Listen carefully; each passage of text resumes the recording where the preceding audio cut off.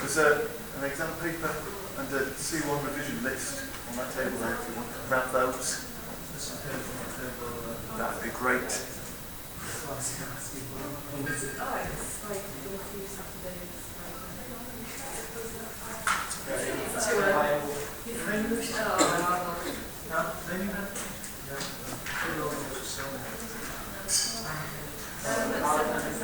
See, I consider you first. You're messing with monsters. You are. I have. Where you like from the shoes? Sitting there wondering.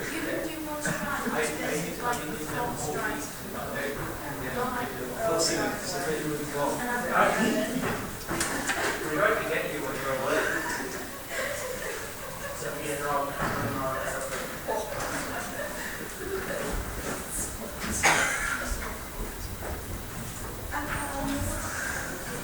Okay.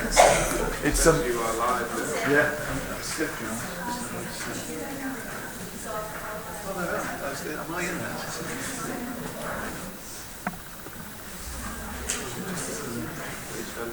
This is the closest. Yeah, well, I've to make it this night. Final exams and after things. The library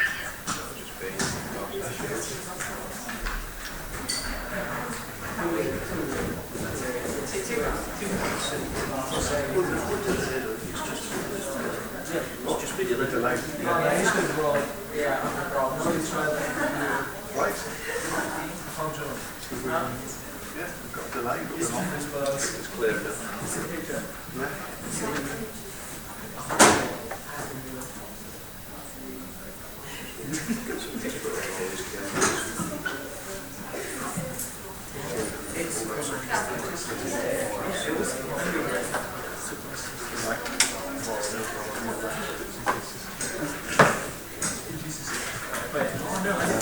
Yeah. Yeah.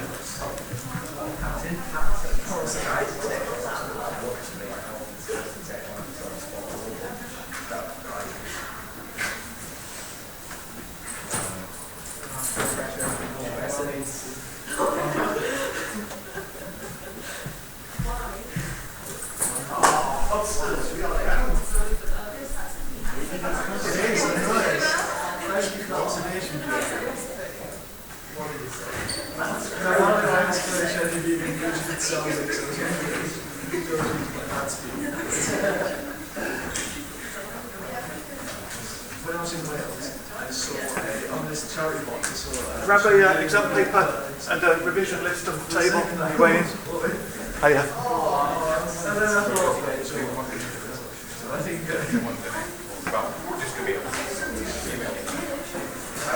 I contemplated for quite a while. I'm not, it was a role play.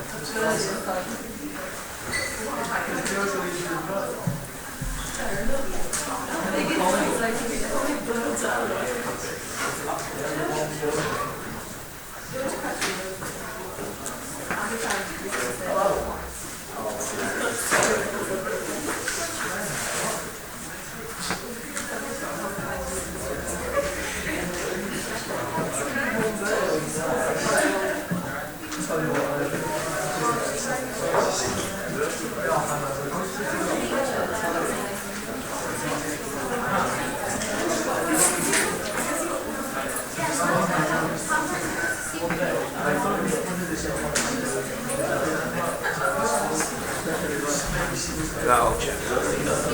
MathsDave's absolutely browser is going killer.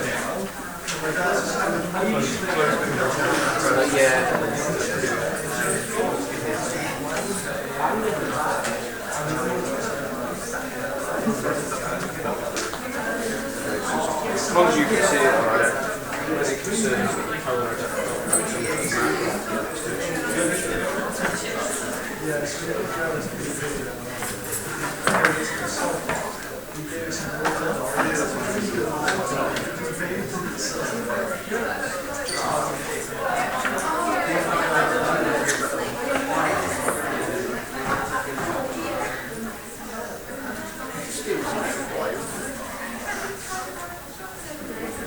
Yeah, emergency pro.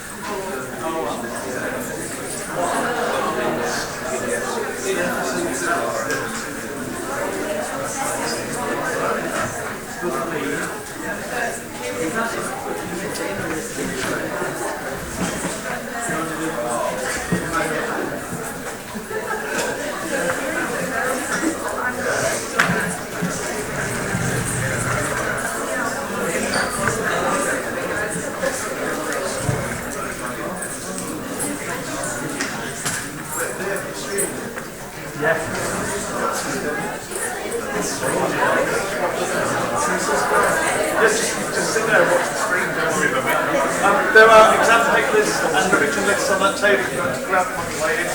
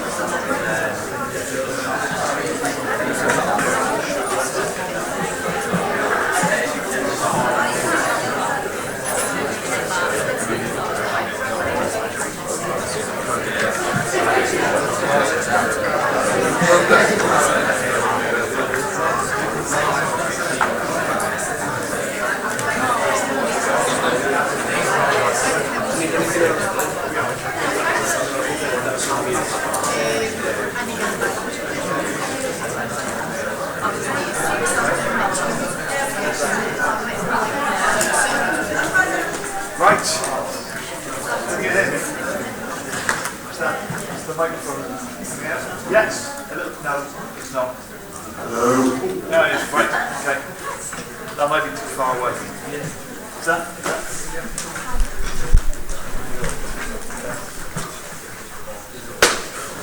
Wow, Hubsters. Maths in the Hub. Here we go. All sorts of exciting things going on. There's lots of you here. We are, at this moment, live on YouTube. You could cheer at that point, but you don't. Yeah, that was great. Brilliant. Right. There's lots that could go wrong with this because I haven't got my normal smartboard, so I've got this tablet, and I tried this last year and wasn't very good at writing. So it's like me learning to write all over again. Please just accept the nonsense that we get. A few things that we need to say before we get started. The boys' toilets just there are out of action for today. So if you're a boy who needs the toilet, you need to go to a different block.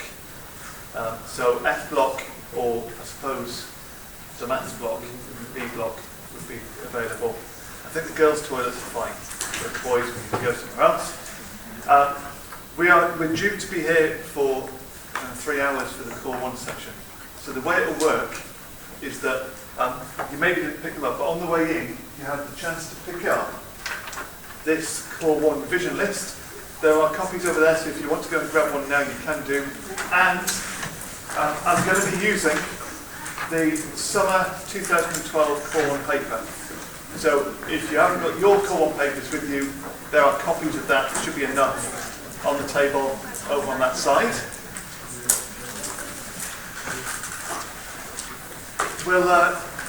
What we'll do with this is we're going to go through the topics in order that they appear on here. So we're going to do indices and surds, polynomials, straight line graphs, progressive functions, circles, and then differentiation to wind it up.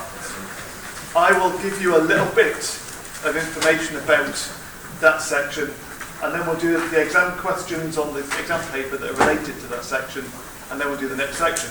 About halfway through, so somewhere around about 10:30, we'll stop for a 10-minute break, because it's quite a long time to go without a break. And then we'll aim to finish about 12 o'clock. The cafe isn't open here, so if you haven't brought lunch, if you want to get lunch and you're staying for this afternoon, then you'll kind of need to head off and get some lunch somewhere, and then come back and start at 1 o'clock for the afternoon. The afternoon will be the same deal for Core 2. Does that make sense? Ace. Right, so we should start and see if I can actually write on this thing. I'm going to click this button that says Auto Hide here. No, I'm not. It's not off the edge of the thing. There we go. Right. So we begin. Oh, hang on. Let's write. That didn't work. Oh, there we are. Oh, it works. Yes.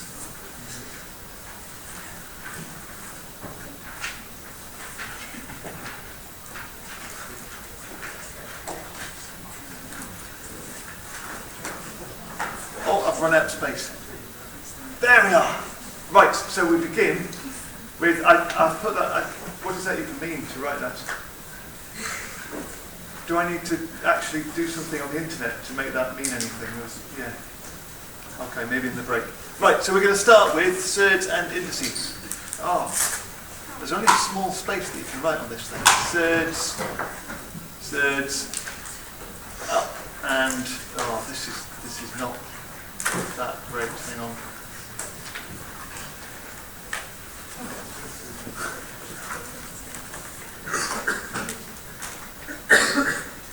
There. Right. So you should have a poster at home, and on that poster you will have some surds and indices stuff. So on your poster you'll have the stuff about indices. You'll have maybe 5 rules of indices, and the 5 rules of indices that will no doubt already be on your poster are things like x to the a times x to the power of b. What do we do to the powers? Add them. That was a very good muted response. So we would have x to the a plus b as the result of that one. And so if that's what we're doing when we're multiplying, when we are dividing, we're going to write x to the a divided by x to the b. If we add when we're multiplying, what we're going to do when we divide? Take away. That was another fantastically needed response. We are lively this morning. And then, so that's the first two. Later on today we'll talk about the log rules that come along with those, but that's for this afternoon. And then we also have this one, which is really important. That if we take x to the a and we raise it to a power of b, what do we do to the powers? Multiply them. So we have x to the ab. We then have, I'm going to try, does it work if I move this the other way around? Is that, oh hang on, no, that just means it all goes weird. What am I doing? Oh yeah, right, no, I can't move it the other way around. Good. Everything went sideways. We have this one that says x to the power of 1 over n. What does that mean?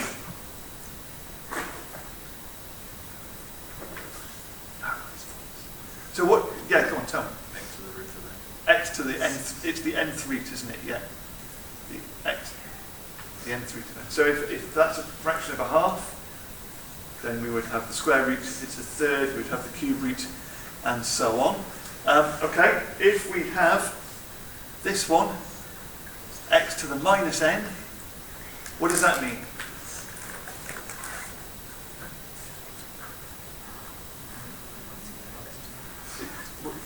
What was that? 1 over x to the power of n. 1 over x to the power of n. Thank you. Right. And so this is one of these things where we sometimes make mistakes, and we see people make mistakes with this. That you see a minus sign and you think there ought to be something negative going on. But it's got nothing to do with positive and negative quantities. It's simply telling you that it's 1 over. Right. And the last one of these is a trivial thing to put at the end of our poster, which is, as we know, x to the 0 is going to be equal to 1. That's the indices bit. Now those rules at this stage, there's no excuse for us not knowing all of those. They should be, if not on your poster, you know, they should be written down somewhere, and you should already have committed all of those rules to memory so that you can do that stuff without thinking. That's the indices bit. When we're talking about surds, we're really talking about being able to take an expression. I always use 72 for some reason. Being able to think what are the ways that we can simplify root 72. You can split it into any factor pair, but it works quickest, doesn't it, if you split it into the biggest square number that goes into it. So of course the biggest square number that goes into 72 is 36. So you maybe don't write this, but you're thinking about root 72 as being root 36, root 2, and root 36 is 6. So that's 6 root 2. We get lazy with this because we spent the last few months doing core 2, and your calculator will do it for you. But in core 1 you need to be able to simplify that stuff without relying on the calculator. And then you've got the rationalise in the denominator bit, so that you know that if you have a single square root on the bottom of a fraction, we hate having an irrational denominator. So faced with that, look how much quicker I'm getting with writing this already. I'm like a writing machine, a typewriter.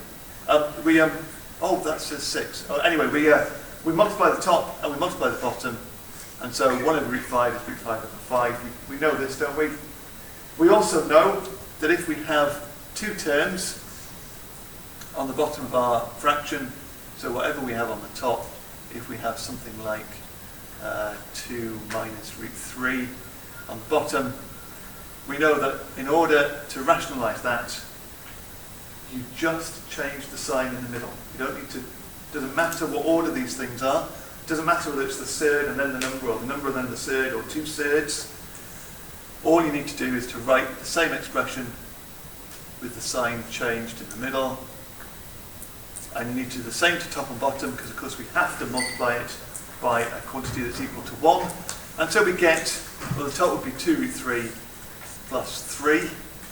And the bottom would be, remember we're getting 4 plus 2 root 3 minus 2 root 3, and then we're going to have a minus 3. So that's just actually going to give us 1 in this case, isn't it? That's the bottom line. And so our answer to that was 2 root 3 plus 3. Did I do that right? Is everybody happy with that? Okay, that very quickly, in a nutshell, was what we're talking about when we talk about indices and surds. So we can go straight into the exam question, which on this particular paper was question 2.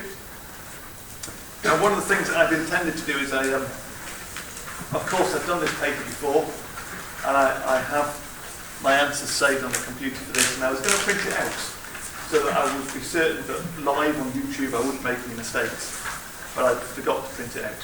So you'll have to check that I do everything right, because this is real, genuine, live maths in the hub. Hashtag maths in the hub.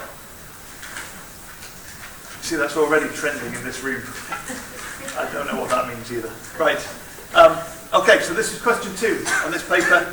We started with the fourth.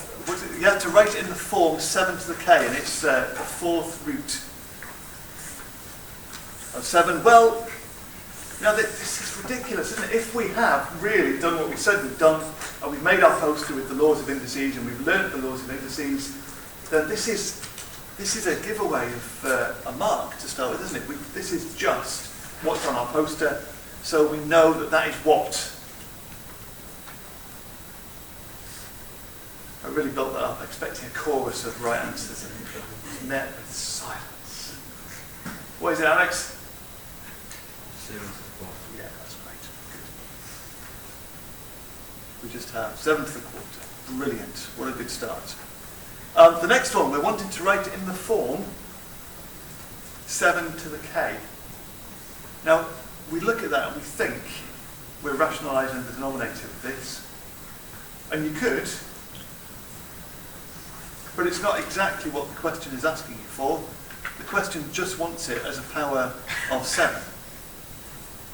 And so we could think of this as being root 7 is, well, that's the square root, isn't it? So that's 7 to the half. So that's 1 over 7 times 7 to the half. And now we're into those rules that we wrote down. When you multiply things, you add the powers. So we've got 7 to the 1, although we don't always write the 1 in there. We've got 7 to the 1 times 7 to the half. So if you add them, that's 7 to the 1 and a half, 7 to the 3 over 2. And that's a 1 over thing, which is where that minus power came from, so we could write that as being 7 to the minus 3 over 2. And that would be our answer for that one. Does that make sense? I think some of us may have looked at that and just kind of on instinct gone with rationalising the denominator. It would have been okay. If you'd on instinct gone with that, you would have said 1 over 7 root 7, we're going to multiply top and bottom by root 7, which is going to give us root 7 on the top, and 7 times, that's going to be 49 on the bottom, because it's root 7 times root 7 is 7 times the other 7 is 49.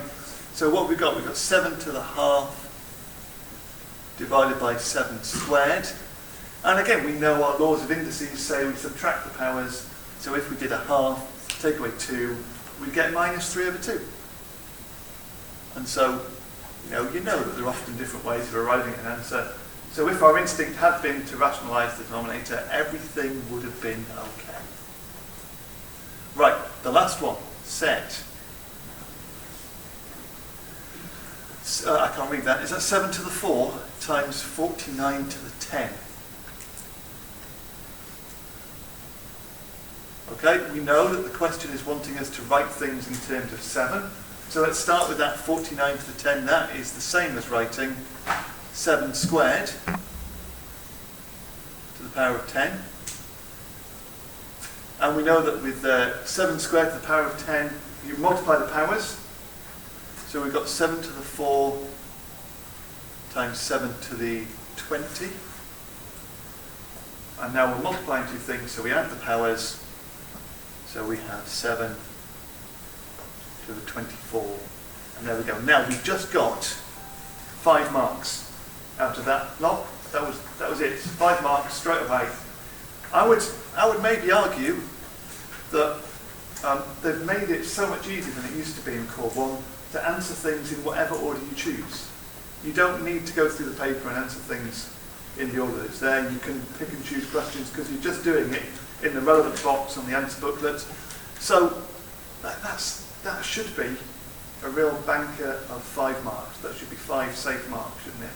So if you want to, open the paper, that catches your eye, get the 5 marks straight away, get confident, and get on the roll for the rest of the paper. Great! What a start. I always say, and that's maths at the end of the questions. I've just did it then. Right. Any questions about that? I've decided not to record each question one at a time, because hopefully that's working. And maybe I can edit it afterwards.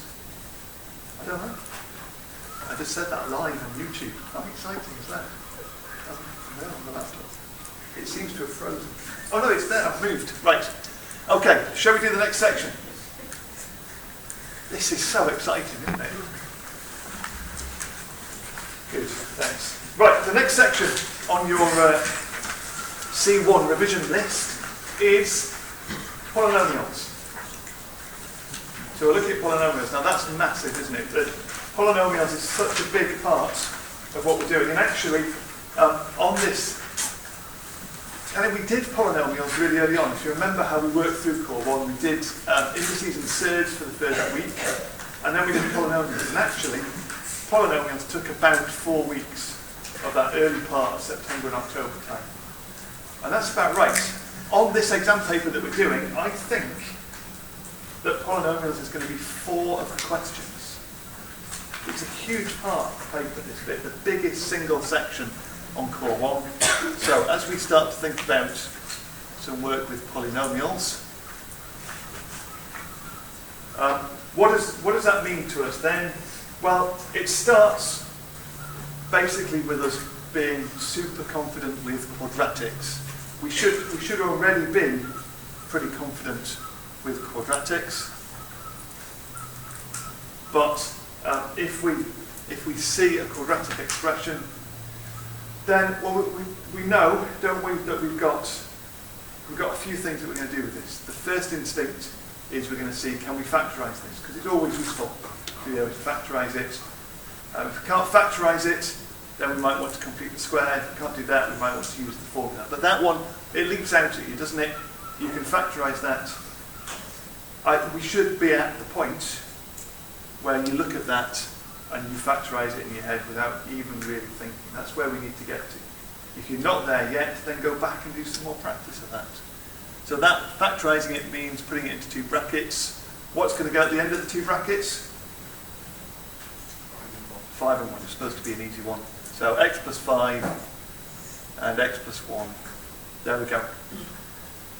And that tells us a few things. Now, in one sense, it's just a way of making the expression easier to deal with. If this is a quadratic equation, if it's equal to 0, this, of course, tells us that x equals minus 5 and x equals minus 1 are what we call roots of this equation. If we're thinking about the graph, that tells us that this particular graph crosses, I've not done that very well, minus 5 and minus 1. That's awful, isn't it? And of course that point there is plus 5 because that value there is plus 5. So we can get a picture of what the graph looks like. Right, that's GCSE, isn't it? That's an easy one. So what about this one? If we have 15x squared plus 4x minus 4. Now that might be something that we want to deal with as well.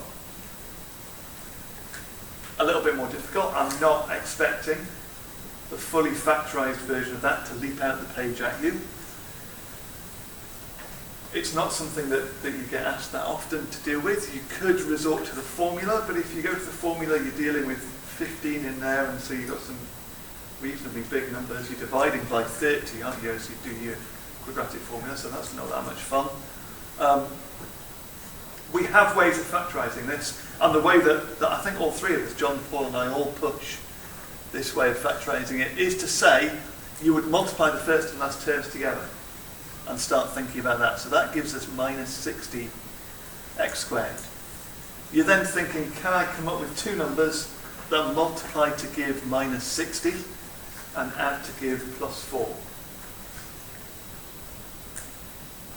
Yes, I think I can. 6 and 10. They're 4 apart and they multiply to give 60. So if I call it, what would it need to be? Plus 10 and minus 6. That would work, wouldn't it? 10 times minus 6 is minus 60. 10 plus minus 6 is plus 4. So I'm going to split this up. 15x squared plus 10x minus 6x minus 4. And then I'm going to factorise the individual bits of this. So the first two terms have a common factor. Remember, oh, will this work? I'm just going to do this because I like it. We look at just the first two terms. There they are. Can we factorise them on their own? Common factor of 5 and x. Oh, this is great. So we get 5x is our common factor, and that would need to be a 3x plus 2. Look at the next two terms. I'm not going to do the magic pen thing. Common factor of minus 2. That looks about right, doesn't it? So take out minus 2 as a factor. And that also gives us 3x plus 2. And if these two brackets aren't the same, you've done something wrong. Those two brackets were the same. So we've got 3x plus 2 and 5x minus 2 being the other two terms that we had in front of the brackets. Okay, again, if that's not something that you're confident with doing, then get confident with doing that. There's loads of places where you can find questions to practice that. My Maths will throw just kind of random examples at you if you go to the right places in My Maths, and you can spend time just kind of trawling through doing lots of those. Get confident with doing that. Not just for now, not just because it matters in Core 1, but it continues to matter. So there's a few people in here who are doing Core 3 and Core 4 this year, and know that you still have to be able to factorise a quadratic when you're doing Core 3 and Core 4. So get good at doing that. Right, so that was that bit. We also, if we're thinking about ways of dealing with polynomials and we're focusing on order 2 polynomials to start with, we need to be able to complete the square. Am I writing that okay? Oh, I've missed out the word there. Who needs it anyway? Completing square. Anyway, if we're completing the square, again, we should know how to do this. How do we, right, I'm making one up. 2x squared plus 8x. Is that an 8? Yes. It's the example I used last year. Right, now actually, I'm just kind of looking back last year when I did this. I did this a couple of different ways, and I kind of last year really pushed the idea of using a set format for this. So of knowing that this is going to be p brackets x, oh, not x squared, sorry, x.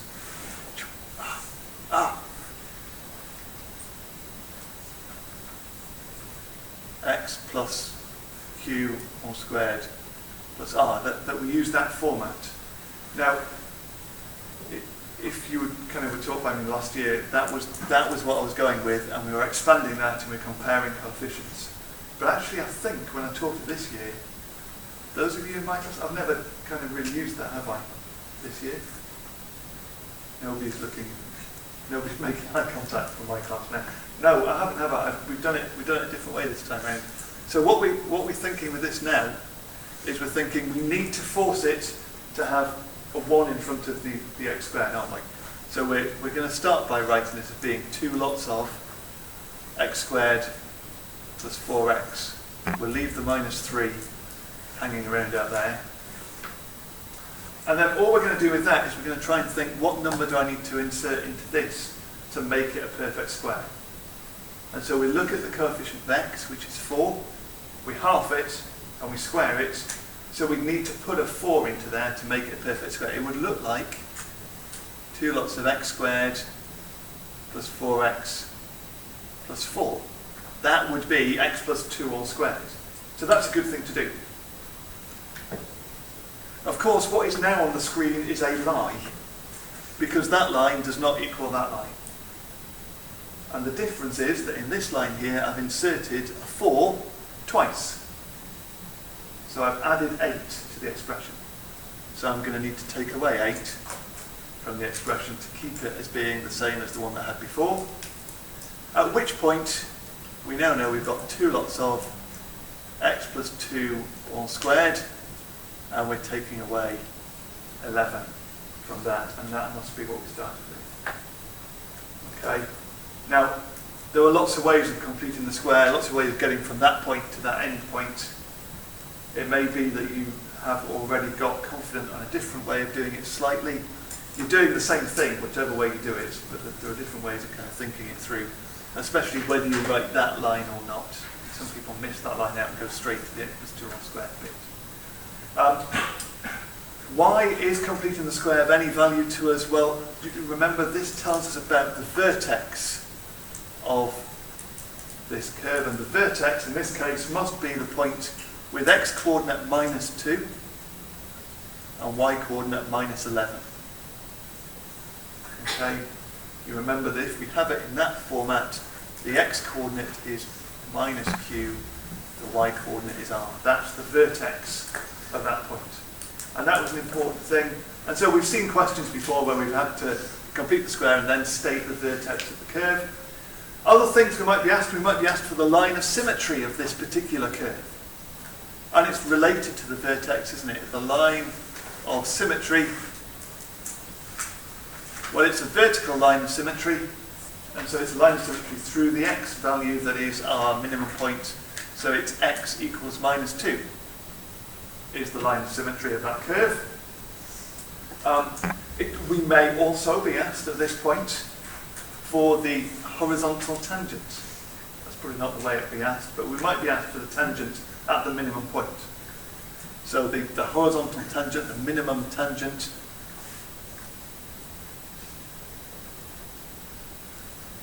is the horizontal line that goes through that vertex of the point. So it's quite a rich thing, is completing the square. It allows us to find quite a few other things from it. And so it's a good skill to have. Right, so we've done about factorising. We've done about completing the square. If we're still on this whole quadratics thing, then the last thing is we must know the quadratic formula.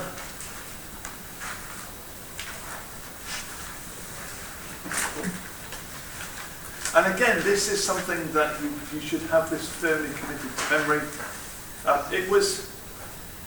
It wasn't great, but it was kind of acceptable in November when we did or December when we did the core mock exam. You could almost forgive people for misquoting the quadratic formula, you know, for getting a negative sign in there when it should have been a positive sign, something mixed up with it.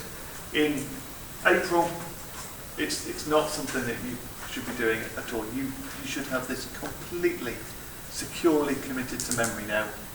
So if we have an equation that says ax squared plus bx plus c equals 0, we know that x is minus b plus or minus the square root of b squared minus 4ac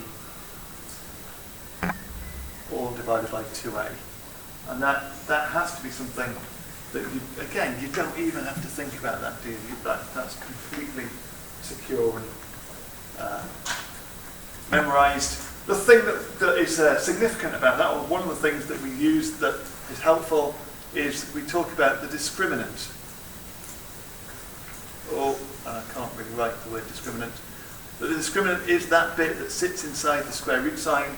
It is not the square root of that, it's just the bit inside. So the discriminant b squared minus 4ac, that tells us things. And it's important that we use the right language here. If b squared minus 4ac is greater than 0, then we talk about it having real and distinct roots.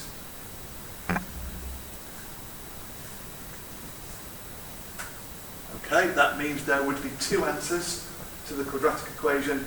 Distinct meaning that they would be different.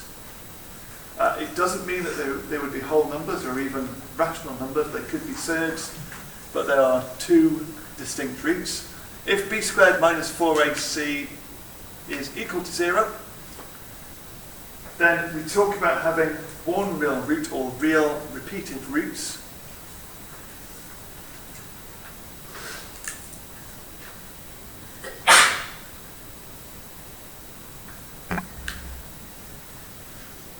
Okay, we've still got two real roots, but they're both the same.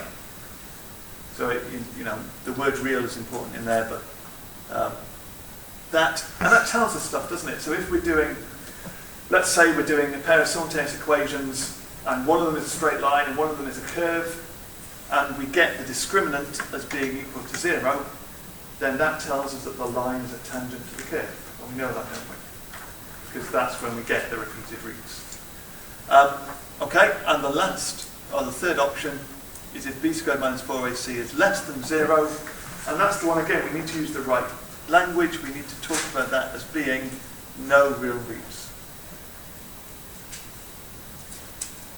Okay, and it matters, doesn't it, that at this point we don't start talking about there being no roots.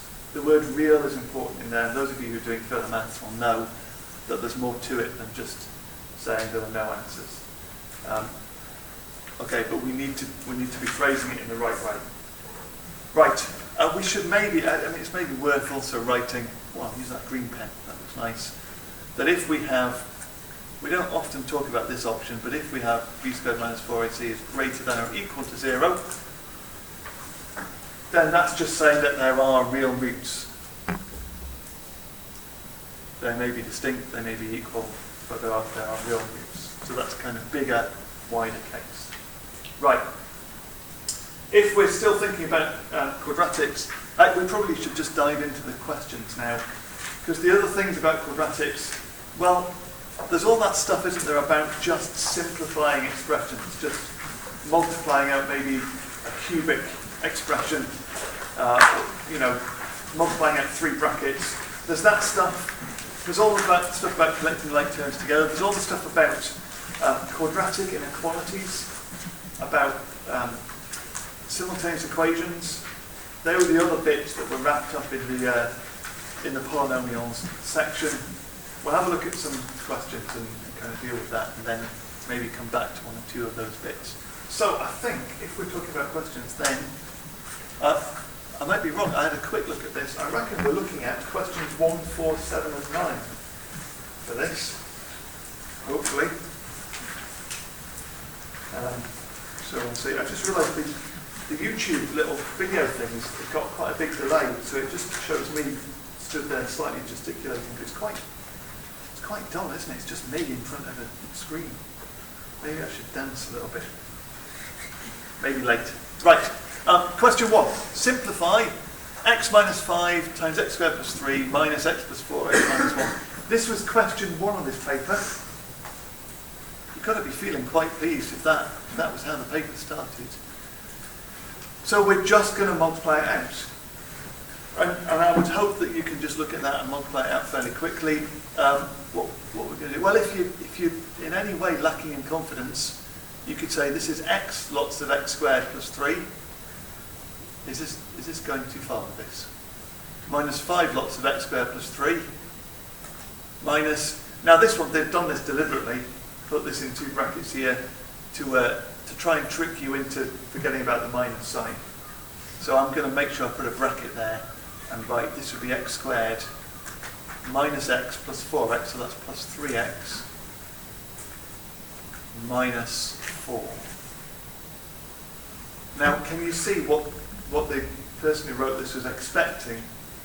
They're anticipating that some students would not put those brackets around that and end up just writing minus x squared plus 3x minus 4. And that's not really what's happening, is it? That it's minus 4, so we're going to end up adding 4. Anyway, we'll work our way through it. So we get x cubed plus 3x, that's a 3 there. Take away 5x squared, take away 15. And then we're going to deal with this bracket with the minus sign in front of it, so it's minus x squared, that bit was okay, but then we've got a minus 3x and a plus 4 at the end. I've run out of the thing. And then we bring all that together, so we've got 1x cubed, we've got minus 5, take away another one, so minus 6x squared. We've got plus 3x, take away 3x, oh that's exciting, so we've got no x at the end of this. And we've got minus 11, because we had minus 15 plus the 4 of that. It was a 5, wasn't it? Was it? No, it was a 6. There we go. I thought it looked like a 6, and it was supposed to be a 5. It was supposed to be a 6. Right, are we happy with that? Is that right? Good. That's 3 marks. So if you put that together with the question we've already done, that's more than 10% of the paper on the first 2 questions. And this is why the boundaries are high on core 1, isn't it? Because really, should we have dropped any marks on those first 2 questions? No, is the answer.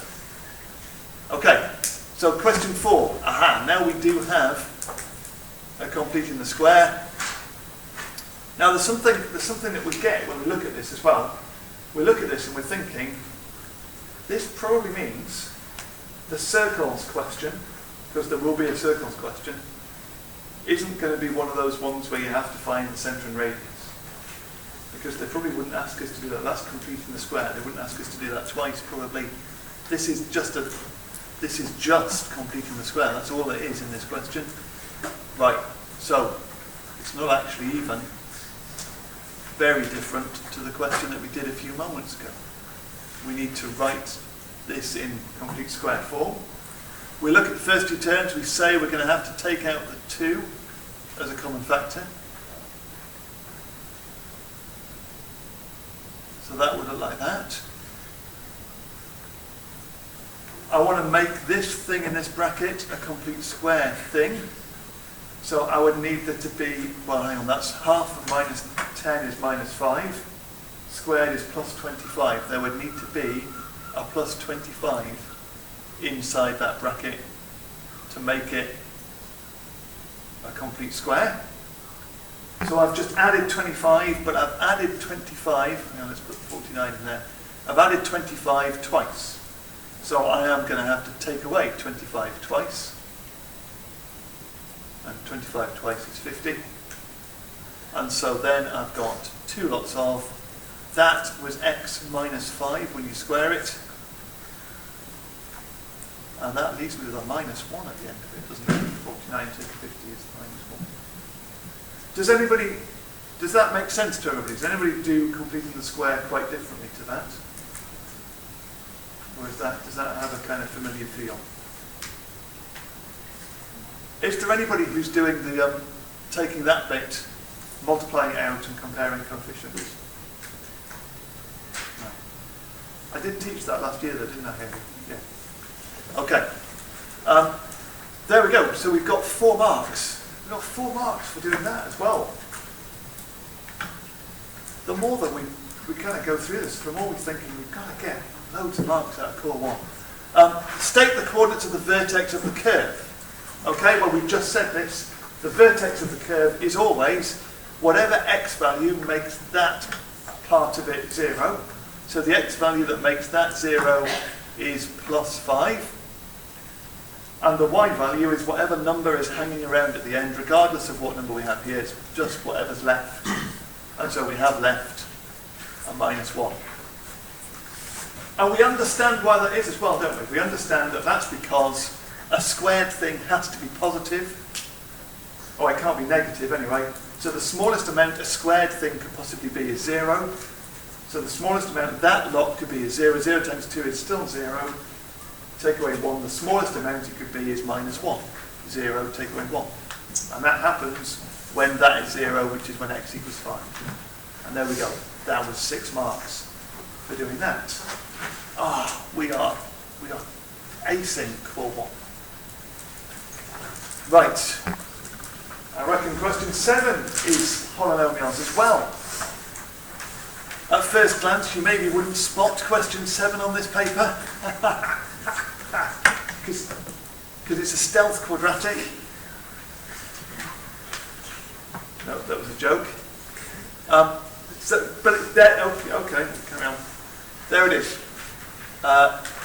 We recognise this kind of thing. We're looking out for this. We expect there to be a stealth quadratic somewhere on the paper. One of these questions where it's got an unknown in an expression with 2 or 3 terms, and the power of the unknown is doubled. So you have the smallest power is a half there, and twice a half is 1. So there we have it. It fits that format, that quadratic format, where you've got an x term and an x squared term, or an x squared term and an x to the 4 term. That's still quadratic as well. We are sometimes going to be prompted as to how to answer these. Sometimes we're not. In this case, we're not prompted. There is something, and this is quite an interesting thing here, isn't it? This tells us, we know this, don't we? When we see this bit here, this tells us not to expect an easy ride with a quadratic that factorises. This is a kind of telling us you're probably going to use the formula. You're not going to factorise any quadratics. You need it in surd form. Right. So let's go for it. We're going to do a substitution, aren't we? We're going to say that, what letter should we use? B? T. We've got an argument about which letter we should use. Zara, what did you say? M. M?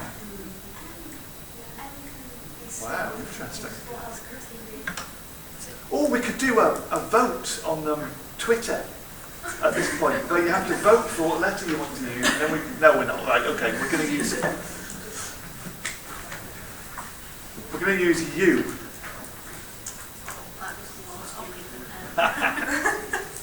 So we're going to set U as being x to the half. U is x to the half, or should we say you are x to the half? Right, so x to the half is going to be the U value. X is x to the half squared, so that is U squared. So U squared minus 6U plus 2 equals 0. That's our expression to start with. Clearly it doesn't factorise. Stop complaining about me using U. M was better than M. Well, U is what we're using. Or should I say, you are what we're using.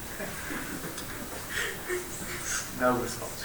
Right, that doesn't factorise, does it? There are the two factors of 2 are 1 and 2, and they are not going to give us the -6. So we're going to go straight for our friend, the quadratic formula. U equals minus, oh, careful, it's minus B. So that's minus 6, which is plus 6, plus or minus the square root of B squared. 6 squared gives us 36, minus 4 times A, which is 1, times C, which is 2, divided by 2A, which is a 2 there. So we've ended up with U as being 6 plus or minus, what have we got in there? 36, take away 8 would be 28. Divided by 2. 28, can we simplify that as a surd? Yes, of course we can. It has 4 that goes into it. So that makes it 6 plus or minus 4 times 28, so that's 4 times 7, is it? 2 root 7 over 2. The top line has a common factor of 2, so we're going to divide everything by 2 to get 3 plus or minus root 7. Brilliant. Oh, great. And we walk away from the question feeling good about ourselves, and later on realise we didn't finish the question. That's what U equals. U is x square rooted. So that means that x is U squared. That's right, isn't it? If you square both sides of that, you get x to the half squared is x, and U squared. So actually, we don't want to know that U is 3 plus or minus root 7. We need to know what x is. So we're going to do another stage to this. If U was 3 minus root 7, then x is what you get when you square 3 minus root 7, because x is U squared. And so we're going to carefully multiply this out. This is 3 times 3 gives us 9, minus 3 root 7, minus another 3 root 7, so minus 6 root 7. Minus root 7 times minus root 7 is plus 7. at the end of that, and we get 16 minus 6 for each 7 as being x. Now, I don't know how much detail we need to go into with this. We know that if you've got a plus in there, the only difference that would make is that if u is 3 plus root 7 and you square it, that would now be a plus 6 root 7. So it's still going to give us 16, but it's going to give us 16 plus 6 root 7. And just to make sure we answer the question exactly as they wanted, they said write it in the form p plus or minus q root r. So we're going to write x is 16 plus or minus 6 root 7. Oh, that's horribly messy underlining, isn't it? There we go. Okay. Bit of an odd question, wasn't it? Because it was kind of a little bit deceptively tricky that thing of having to square your answer at the end was a little bit of a twist towards the end of it. So if we started with a run of, what did we have? We had 3 questions that really have nothing to them. Then now by question 7 in the paper, actually maybe there is a little bit more to that question. Right, I did say I thought that there were 4 questions about polynomials on this paper, and question 9, well, it's maybe worth looking at question 9. Question 9 is, I think, a slightly unusual question. I think from memory it is just polynomials. There's not been many of this type of question on past papers. It actually is a little bit more like, when you look at that and when you have things about area and perimeter and that kind of thing, you kind of, that feels like practical differentiation questions, you know, the kind of box that has a certain volume for a minimum surface area, that kind of thing. It's sort of, you read it, it feels a bit like that, but it's not, is it? It's a, it turns out to be a inequalities question, this one, I think, if I've remembered it correctly. Oh, that's the wrong thing. So as we think of this one, a rectangular tile has length 4x and width x plus 3. I feel I want to draw that as, what is it, length 4x? Oh, that's supposed to be a rectangle. It's not easy with this, I'm doing well. Again, no comment.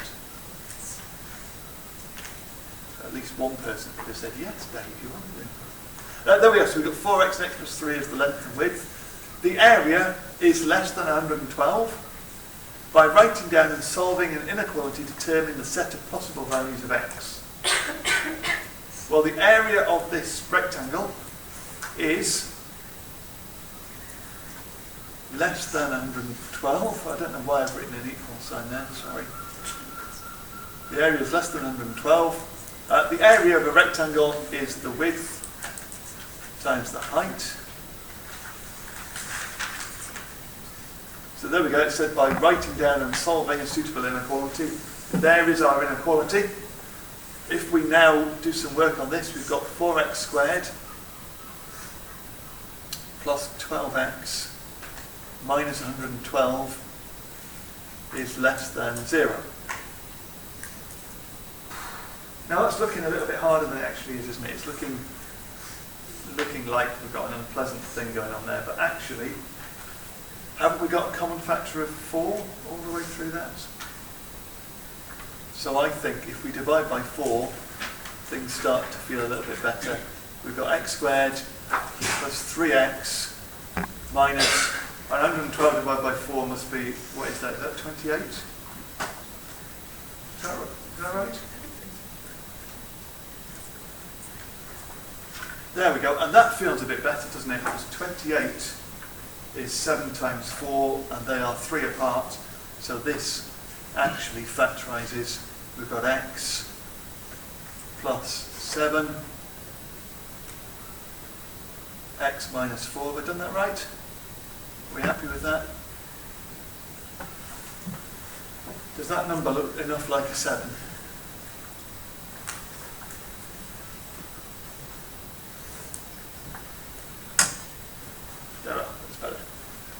So what does that mean in terms of an inequality? We remember how we solve these, don't we? This is, if we want to do a sketch, we'll do a sketch at that point. That's, we call these, did we all call these critical values? Was that a phrase that you're used to using? So we have critical values here of -7 and +4. So here you've got -7 and +4, and you've got quadratic. I'm going to struggle to draw this as well, aren't I? Oh, well, you get the idea. That crosses at -7 and +4, and we want to know when it is less than 0. It's less than 0 for these x values here. They produce a curve that's underneath the axis. So we get, as our answer, -7 and 4 as the values. Anybody got any thoughts?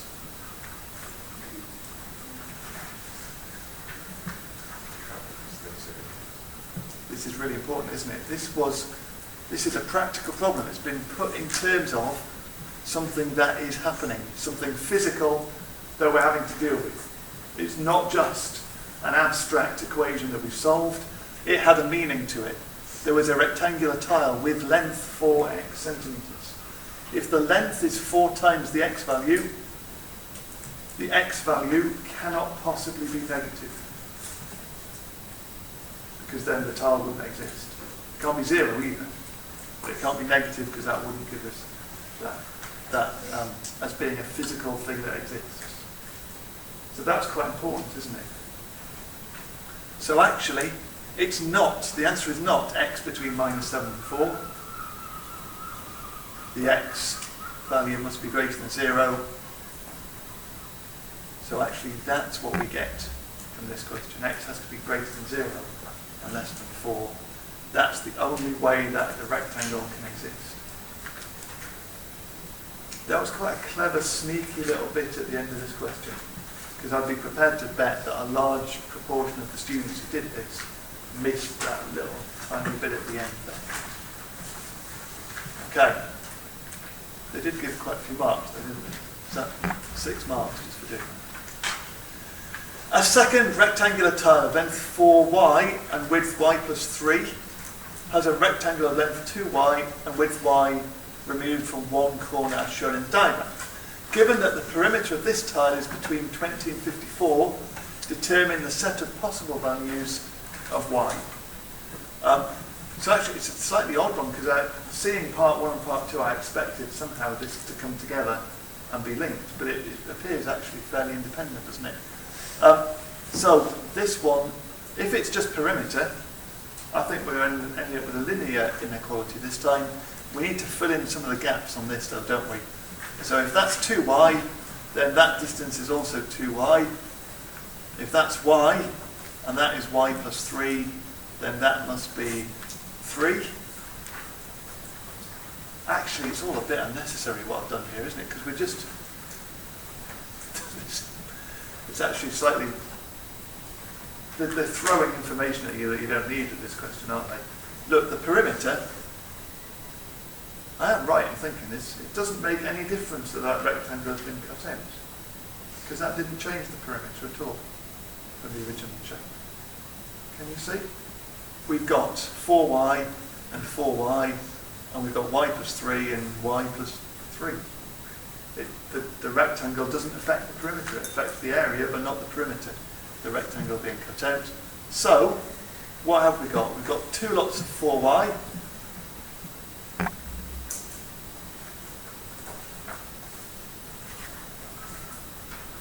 And we've got 2 lots of y plus 3 to either side. And that quantity is between 20 and 54. So actually we're going to put that in there. We're going to say that is, now was it or equal to or not?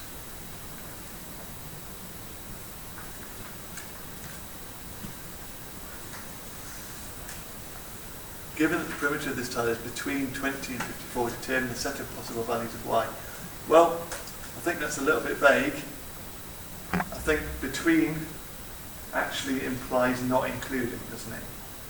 So we're going to leave it as firm inequalities not put or equal to. I think it's vague enough that if you put them as being or equal to inequalities, you would have still got away with that. What have we got in here then? 8y plus 2y plus 6,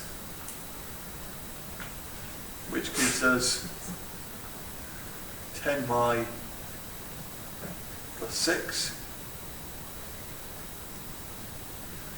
Now you haven't come across many like this. I can think of one other Core 1 question that has had a kind of 3 parts to it, inequality. Do you recognise having seen that? And certainly in the Solomon worksheets that we used there was a couple, but we don't do this very often. You just deal with it as being kind of 3 sides of the equation. You just do the same thing to all 3 sides. So we're going to take away 6 from all 3 parts of this inequality and write that.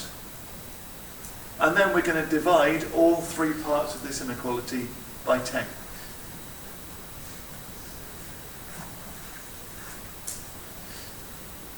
And there's our answer. And that would be our final thing for that. Are we happy with that? Okay.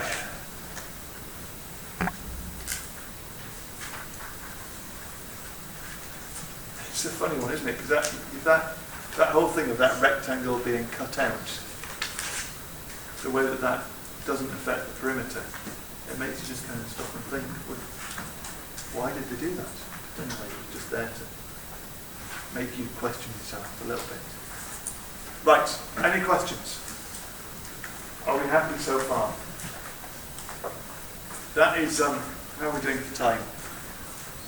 That's polynomials, I think, done on this. Now, if you look through the revision list, we said polynomials, so that covers all the bits, doesn't it? We had that little bit of simplifying expressions, multiplying out brackets, collecting together like terms. That's the first part of it.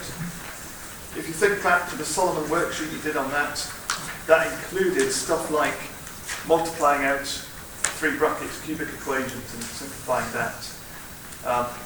It had a little bit of dividing expressions as well, just kind of simplifying fractions where you've got common factors top and bottom. We then did some factorising in that. We did some completing the square in those 3 questions. We had to use the quadratic formula. We didn't have anything on this paper with the discriminant, or we haven't seen anything yet with the discriminant. But we did have the quadratic formula in there. We haven't had any simultaneous equations in there, have we? We didn't just do any simultaneous equations. So that didn't appear in that bit. Inequalities, we just had some inequalities. So we covered most of that. And that polynomials section, well, how many marks have we just done with that? That was 11 marks there, another 6, so that's 17, and another 6, so that's 23, and 3, so that's 26 marks out of the 72. That's a big deal, isn't it? That's, well, it's more than a third of the whole paper on that polynomial stuff. So we've got to expect that just being able to deal with quadratics is such a big part of Core 1. And so if, I don't know what stage you're at in your revision and in your thinking about preparing for the 17th, is it 17th, right? I don't know what stage you're at, but if you're starting out, then you have to make sure you're factorising, you're completing the square, you're dealing with quadratic expressions. Has got to be the first thing to get right and to get really confident with, because it's such a big deal in Core 1. Right. Okay. Any questions at this point? Are we all happy? Is it too dark? Are we coping with the... Right. Lovely to see you all. Did you have a good Easter? No, nobody's responding at all. Right. Okay. Are we ready for straight line graphs? If we've done, we just did, that was 26 marks that we just added up to. And that the surds and indices question we did was 5 marks, wasn't it? So that takes us to 31. That, you know, we're not far off halfway through the paper already, and we've just done the first 2 topics that we did. Those first 4 weeks of the term were massive, weren't they? We went straight into doing almost half of Core 1 in the first 4 weeks of September. Okay, we're not going to do this one yet. We need to just mention a little bit about straight line graphs first. So, what are we saying about straight line graphs? Again, this is a post-start moment. This is a bit of just things that we should have learnt, things that we should have committed firmly to memory.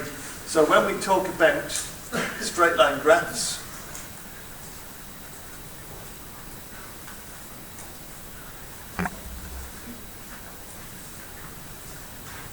that didn't come out very well. When we talk about straight line graphs, given 2 points, which we're going to call A with coordinates x1, y1, and B with coordinates x2, y2. Oh, just a little thing that just occurred to me as I was writing that. Paul and I were talking about this just before we broke up for Easter. Paul had started investigating Khan Academy a little bit, and I kind of registered and started investigating it as well. Have you used Khan Academy at all? It is American, and so there's a little bit of caution needs to be taken about choosing the right bits. But I'd looked at it a few years ago, and it's so much better now. You can you work through things, and if you pick the right kind of level, it just throws lots of questions at you and gets you to practice lots of things. I'm really impressed with what I've seen of Khan Academy. So if you want a change of pace for just doing past papers, then register with Khan Academy and try and do a few things with that. The reason this reminded me was that I did a little bit about straight line graphs on it, and it used slightly different notation to we're used to. So the formulas that it was coming up with were not using x1, y1 and x2, y2 in the same kind of way. It was just kind of presenting things ever so slightly different, but it was the same maths, it was the same stuff that was going on. But it's free, and that's another resource that's out there that I haven't realised how good it had become. But it's worth looking at if you want, as I say, if you want a little change of scene from just doing the past papers sometimes.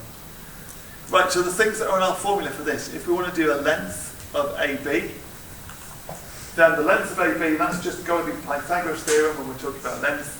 And the formula we should have remembered is that we're doing the square root, that's horrible, of the change in the x values squared and the change in the y values squared.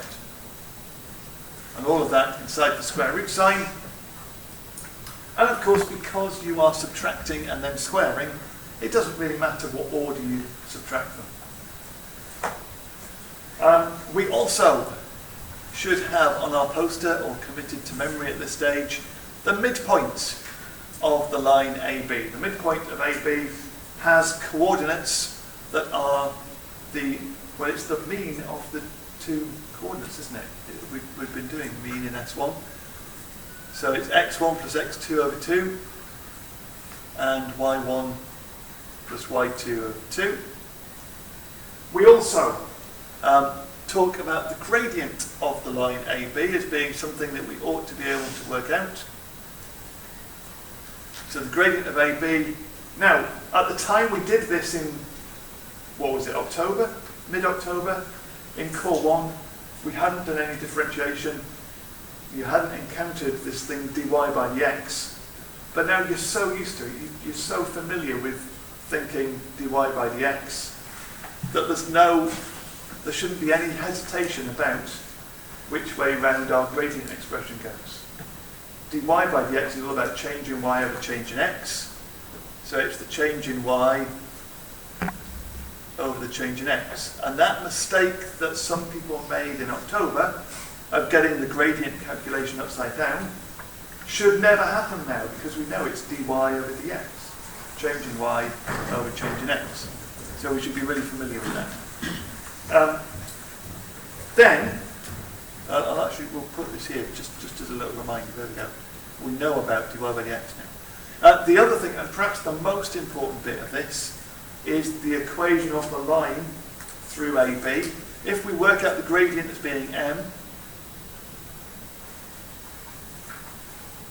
and we want the equation of the line through AB, then this formula, y minus y1, is m x minus x1. Is massive, and I feel so passionate about that expression that I'm going to do colouring in with green all over it. And create a splodge at the end of it. That is so important that we are able to take a gradient and a point and turn it into a straight line, that you must make sure you've memorised that and remembered how to do that. Okay, massive in core 1. You'll use it again in core 2, because there will, it will come up that you talk about a normal or a tangent at some point. You'll use it in core 3 and core 4. You may even use it in D1 if you end up doing D1 next year. In the linear programming. No, just the part D1. Don't say that. D1's great. Right. So that's that. So that lot, that's on your poster, isn't it? Is that on your poster, everyone? Yes. Ollie just nodded there, but I don't believe he hasn't. Do you have a post-it note? Okay. We then also, there's a couple of other things that we know. We know that if we have perpendicular lines, so if two lines are perpendicular, then the important thing here is that their gradients multiply together to give a value of -1. In practice, that means that one of the lines is the negative reciprocal of the other. Okay, so that's important to us as well, because we do talk about two lines being perpendicular, and another word that's used to mean the same as perpendicular is when we talk about a normal. That is the line that is perpendicular to the tangent. So that's important that we remember that that's all linked with perpendicularness. Right. Anything else on straight lines? Are we ready to see what the straight line question has in store for us on this paper? It was question 3. Remember, we've done, what did we say we've done? 32, I've lost count. Did we say we've done 31 marks? Okay, so right on cue, this question is another 5 marks, which takes us to exactly half of the marks on the paper on this stuff that hasn't been particularly challenging, I don't think. Find the gradient of the line L, which has equation 3x minus 5y minus 20 equals 0. We didn't write it on the previous slide, we maybe should have done, but we know that writing an equation in that form with one y on its own and then anything else on the other side, that's our friend, that form of the equation, isn't it? Because that form of the equation tells us the gradient and the y-intercept of our line. That's how we first met straight lines, probably maybe 3 or 4 years ago when we first started talking about equations of straight lines. So we want to write that so it says the same thing. So if we rearrange that, let's take the 5y to the other side. That would give us 3x minus 20 equals 5y. So if we divide everything by 5, our line becomes 3/5 of x minus 4. That's right, isn't it? We're happy with that. And so the gradient of the line, oh, I didn't need to do that. The gradient of the line is 3/5.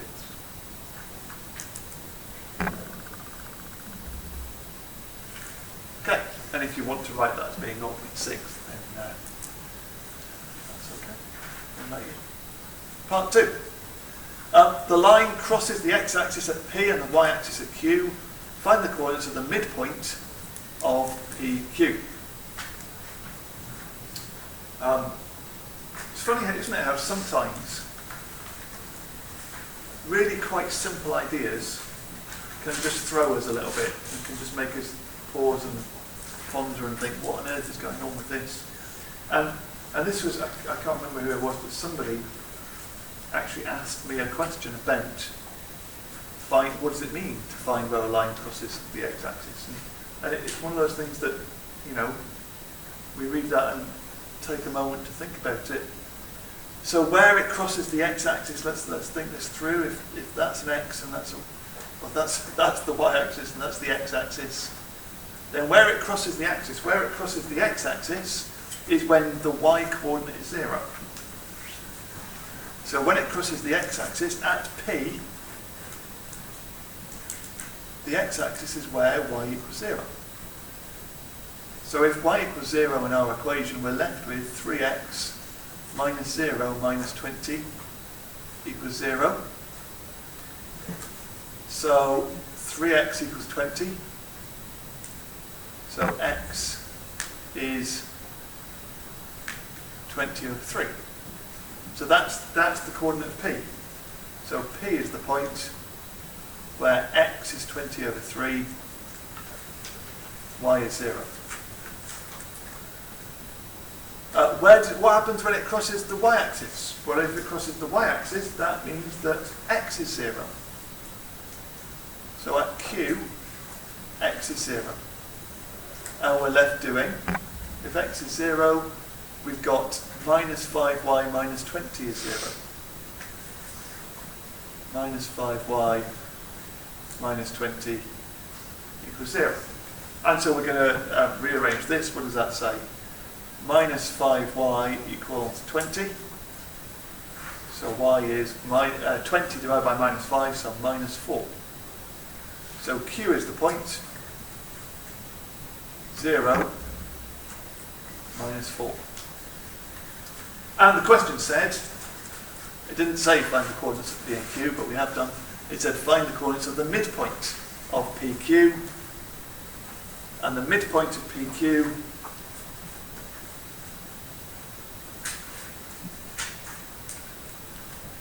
well, actually, this is now quite easy, isn't it? Because the midpoint, we know, you add together the x-coordinates and divide by 2. So, well, if you're adding 0, that's going to be easier than adding 0. 20 over 3 plus 0 divided by 2 is going to leave us with 10 over 3. And add together the y-coordinates and divide by 2, we're going to have minus 2. That's our y value. And that was it. That's all there was to it. And they gave, did they really give 4 marks for that? Wow. There we go. And so we've got that. And that takes us to halfway point in this exam paper. Do we kind of get a feel for why the grade boundaries on core 1 are tending to be pretty high? Because actually, let's be honest with this, that those 36 marks that we've done so far this morning, you would reckon that anybody should get all of those marks. What has there been that has made us stop and think at all? Well, I don't know, maybe there's 1 mark at the end of that required a little extra little bit of awareness going on there. Maybe that one had a couple of marks in it that was a little bit, we should have got 3 plus or minus root 7, but maybe there's a little bit in working out what we're going to do to finish that off. There's a couple of tricky marks. There was nothing to that at all. There was nothing to that. And again, there was nothing to that one. So we've got to get to a point where we are really, really confident with the basics in core 1 because, anybody who's got anything about them is going to get half the marks from core 1. They're there for the taking. Okay, I know that takes us to halfway through the paper, and it's 10:15. But I think, shall we do the graphs of functions bit, which is going to give us one fairly little question, and then we'll have a break after that. Does that sound all right? And then, you know, it's probably better to get more done in the first half than less done. So, graphs of functions. Now, this is really going to test my skills with this awkward tablet to the extreme. Am I still? Oh no, an error occurred, it says on YouTube. Does that mean that the stream stopped? Or... Oh man.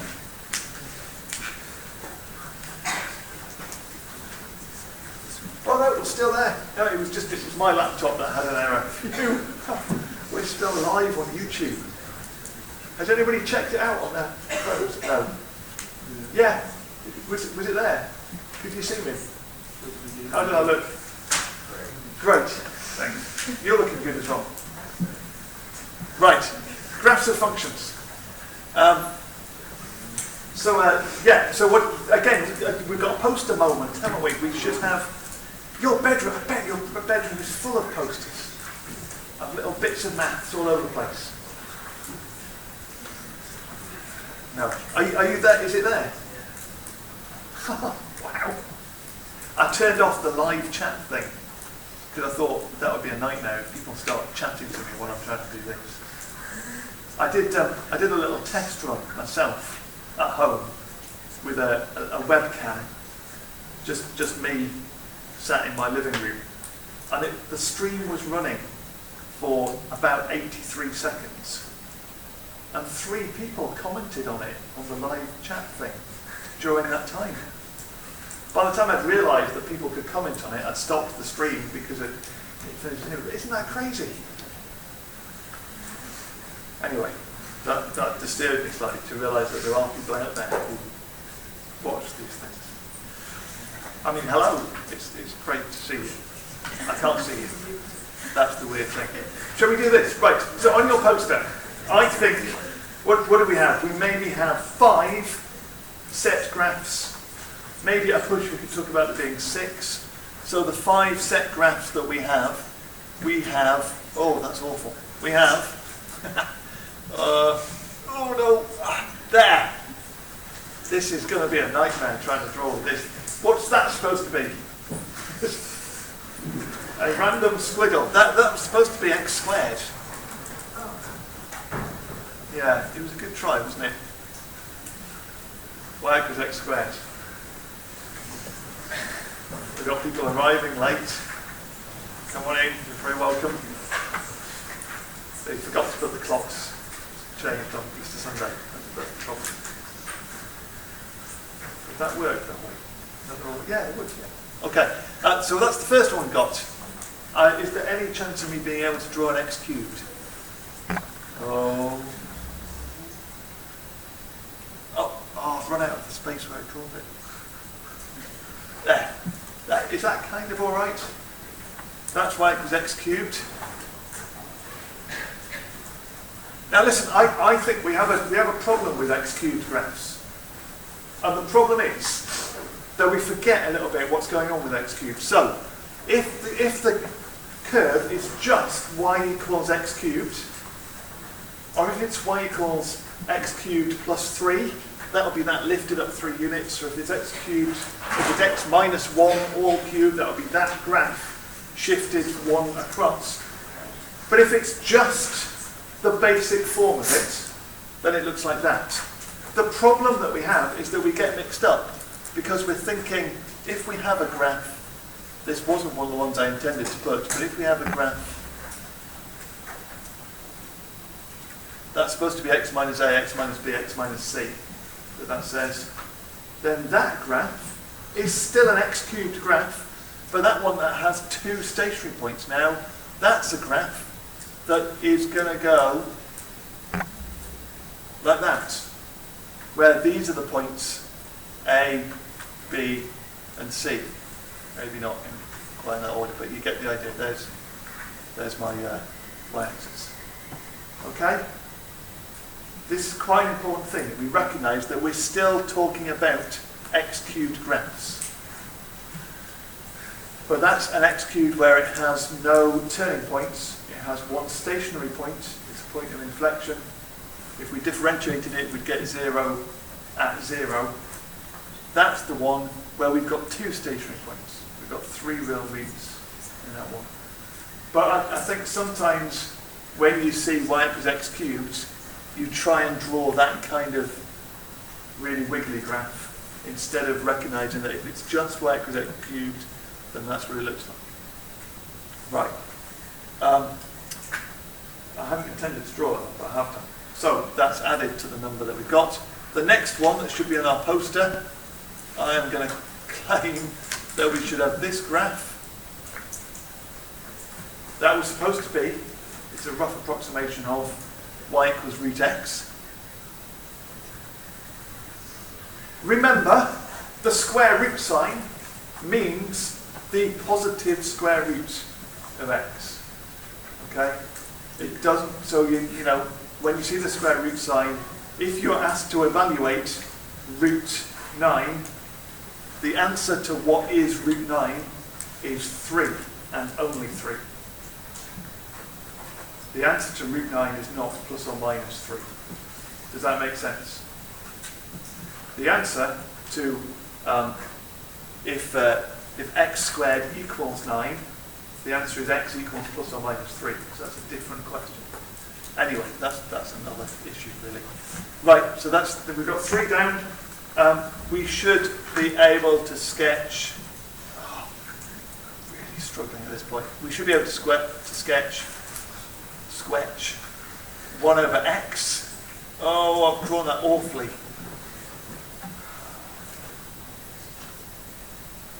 I feel bad about these.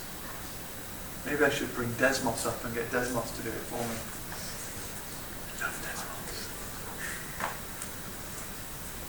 And so we're also drawing,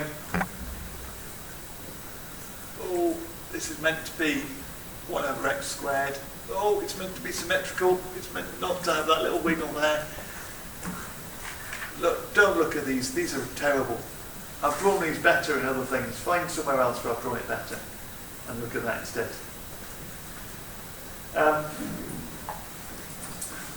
You know, sometimes I draw this one as well because I think you ought to know this, but this is really more a core 2 graph. This one, if we draw that graph, does anybody know what that graph is meant to be?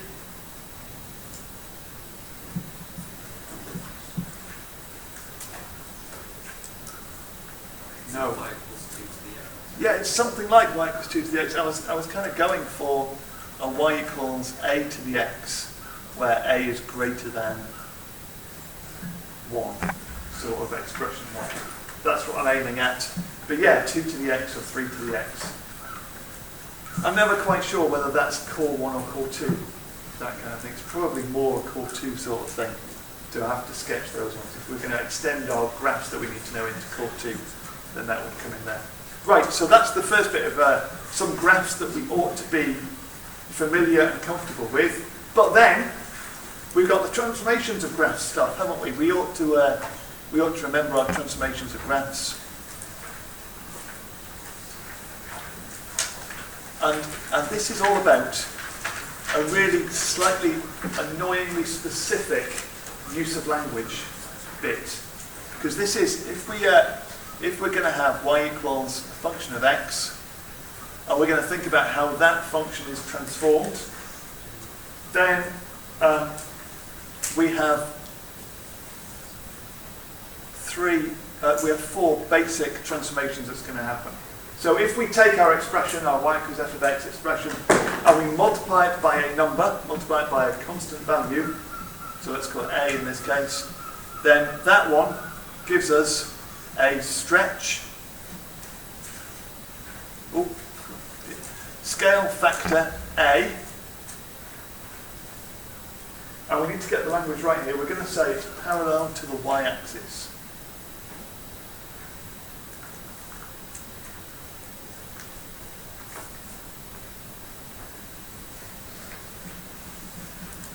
Okay, it's a stretch, a vertical stretch in that direction.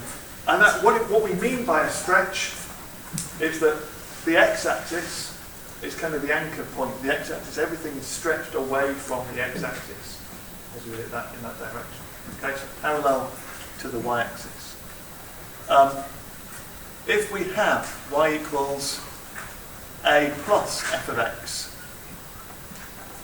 then this is where this word becomes really important. We're not allowed to use the word shift or move.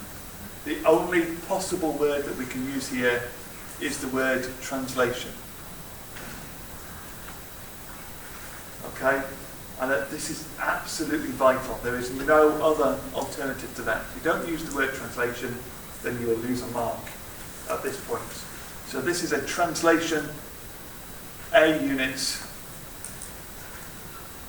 parallel to the y-axis as well, or in a positive y direction.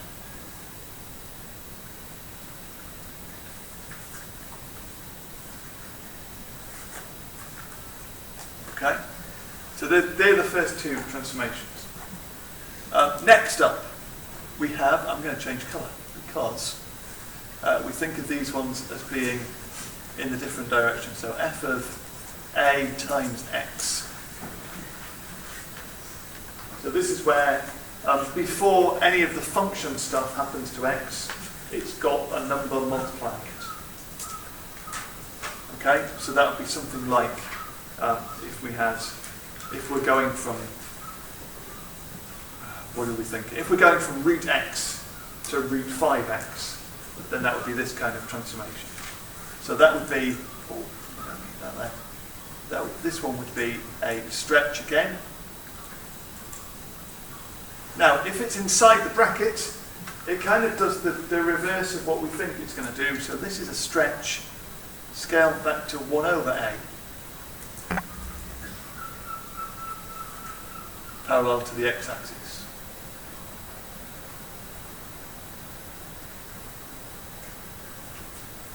Okay, so that's the first one. And the other x direction kind of one, parallel to the x-axis kind of thing, is f of x plus a. And again, the language is vital here. We have to use the word translation. No alternative. Translation. And because it's inside the bracket, if that's a plus a, it's minus a units, parallel to the x-axis.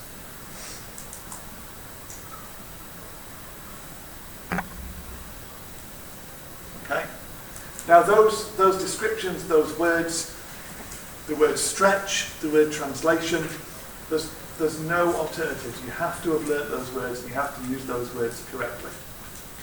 Don't get the word translation mixed up with the word transformation and end up accidentally writing a transformation minus a units parallel to the x-axis. You won't get the credit for that. Okay, there are two other descriptions that we ought to have in here as well. So if we're talking about these things, we also ought to add that we're going to include y equals minus f of x. So as soon as we stick a minus sign in front of our function, that reflects it in the x-axis. Is that how you spell reflection? Yes. In x-axis. And if we have a minus sign happening to the x term before the function stuff happens to it inside the bracket, then that's a reflection in the y-axis.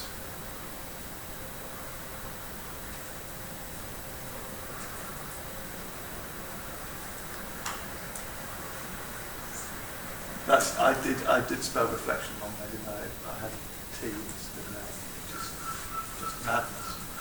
Right, so we got those. That set of descriptions, it's on your poster, isn't it? On your bedroom wall. Good. It's amazing how people avoid making eye contact when I start talking about a poster on the bedroom wall. Right then, so here is the question from the summer 2012 paper. It was question 5. And it was just a kind of straightforward sketch one. It's focusing entirely on the curve y equals root x. I can't remember what the answer booklet looked like. I suspect the answer booklet had a blank space with some pre-drawn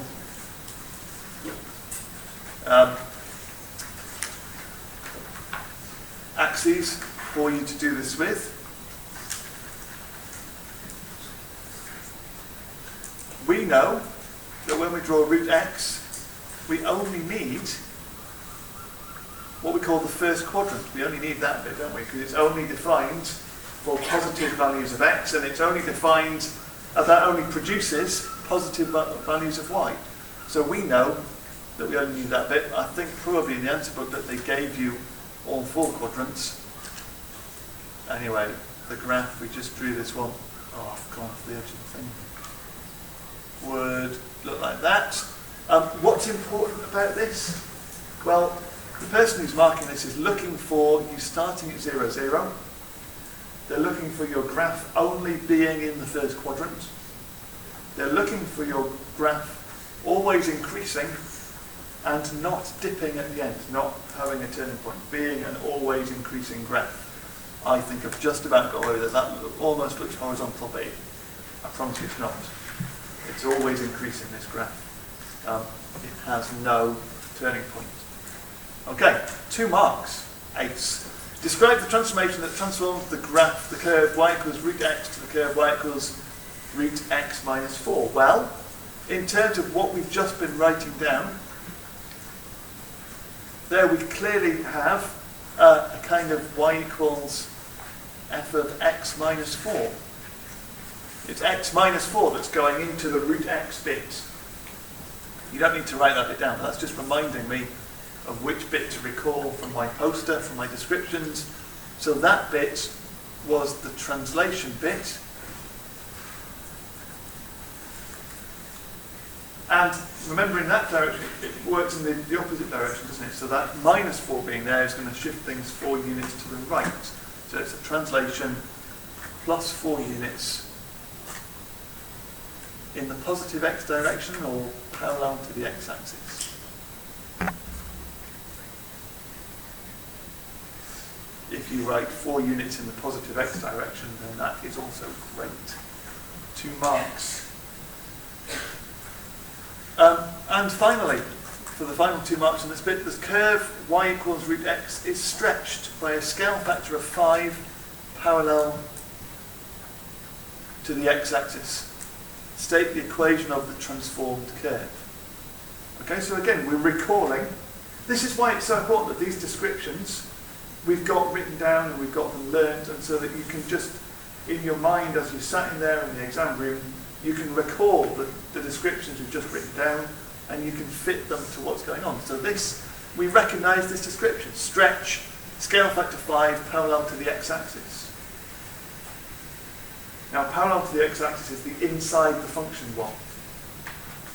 So, scale factor of a 5, that's 1 over a, isn't it? So that's a fifth.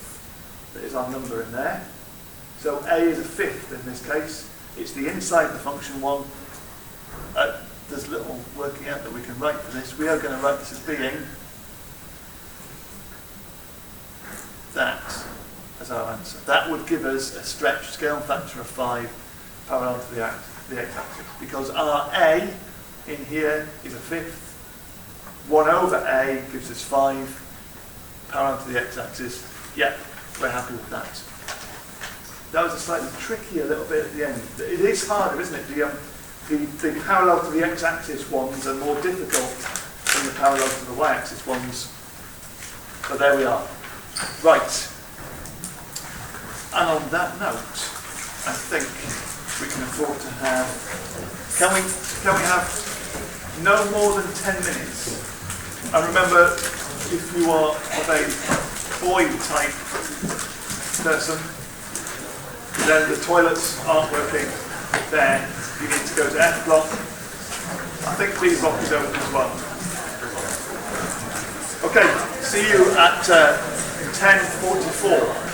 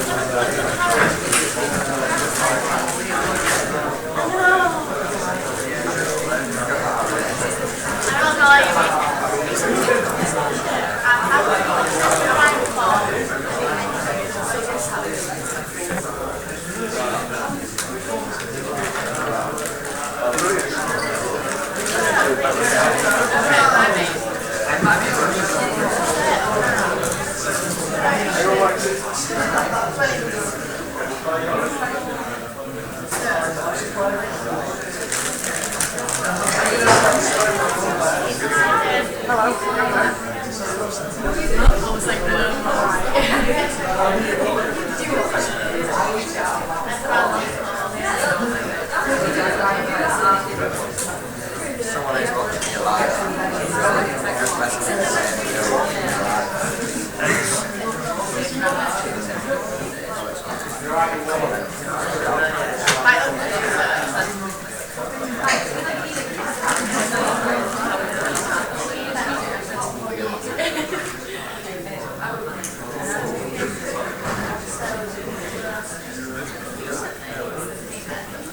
At one point, 8 people were watching at the same time, apparently. 8 people.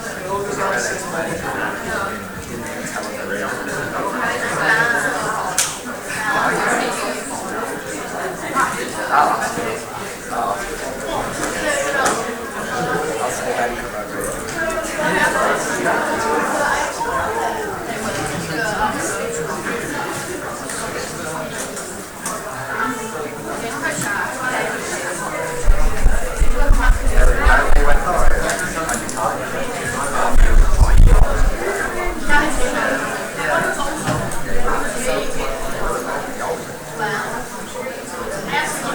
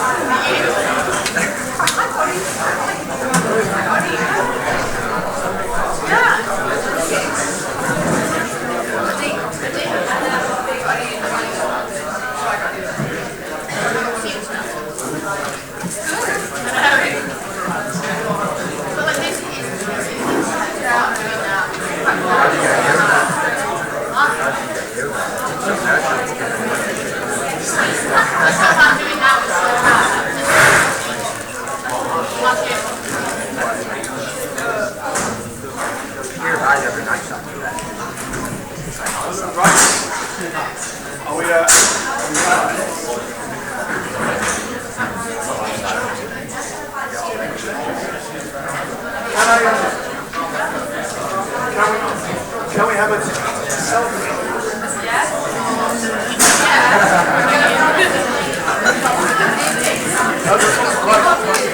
Okay, everyone. Are we? Do you want to do it? Do you want to do it? Back one. Right. Okay. Right. Oh, here we go. We're gonna. I'm just going to do a selfie, like this. Is that all right? Yeah. And so you'll all be. And then I'll Maths in the Hub 2015. I need to press the buttons, all right? It's facing them on one arm. Hang on, I've done it. Right. Okay. Turn the phone. Oh, okay. Yeah. I've not got everyone in. Keep walking back from a diagonal. Keep walking. Yeah. Or go stand like you need to go diagonal. Come on, this is angles.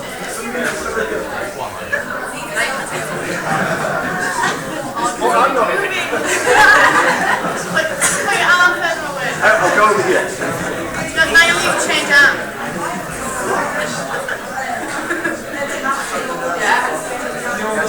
Yeah, further away. Further away. Push your arm further away. Like that. Yeah, there we go.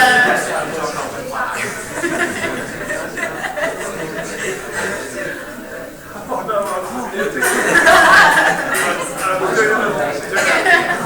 oh, I've lost it.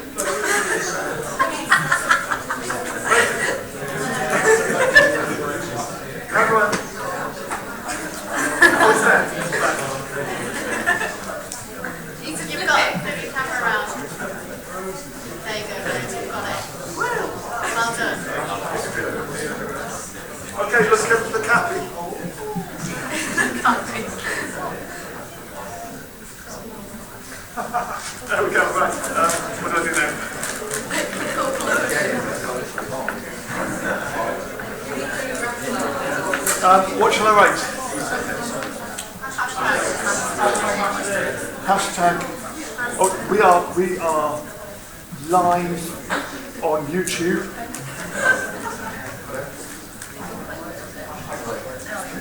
Hashtag Maths Hubsters 2016. Sorry, two. Oh, I haven't done that.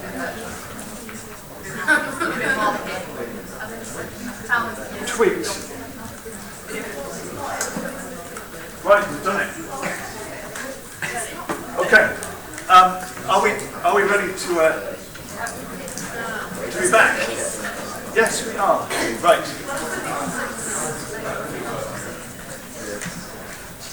Okay. We have about an hour and 15 minutes until lunch.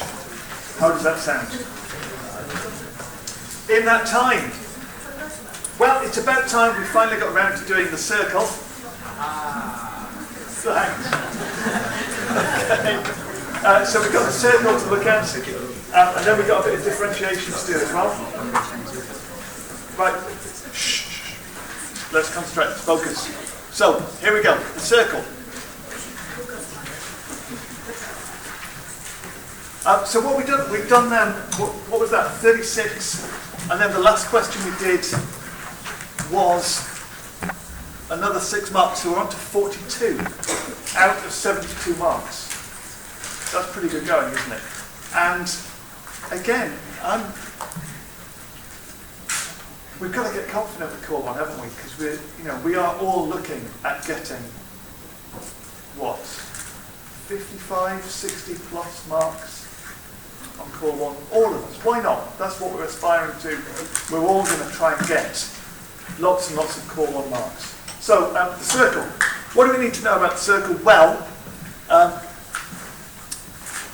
the basic thing about the circle is we need to know that this format here. There we go. That looks ridiculous, but there we are.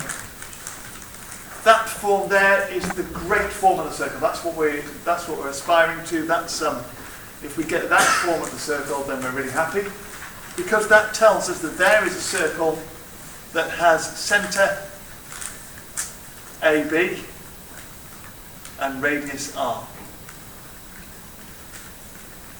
Okay, that's our aim.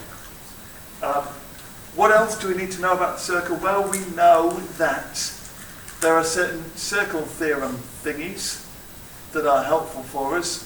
So look at that perfect circle I just drew. Thanks. If we have a circle with a straight line, there are people walking through the hub whilst we're live. Now they're running through the hub, as if that makes it better. There we go. If we have a circle, and we have a straight line that is a tangent to that circle, we know that, this has all come out really well. That line there, it was going so well, is perpendicular. That's the important thing, isn't it? We know that. Come on. There we are. Does that look like a right angle? We know that the radius of the circle is perpendicular to the tangent.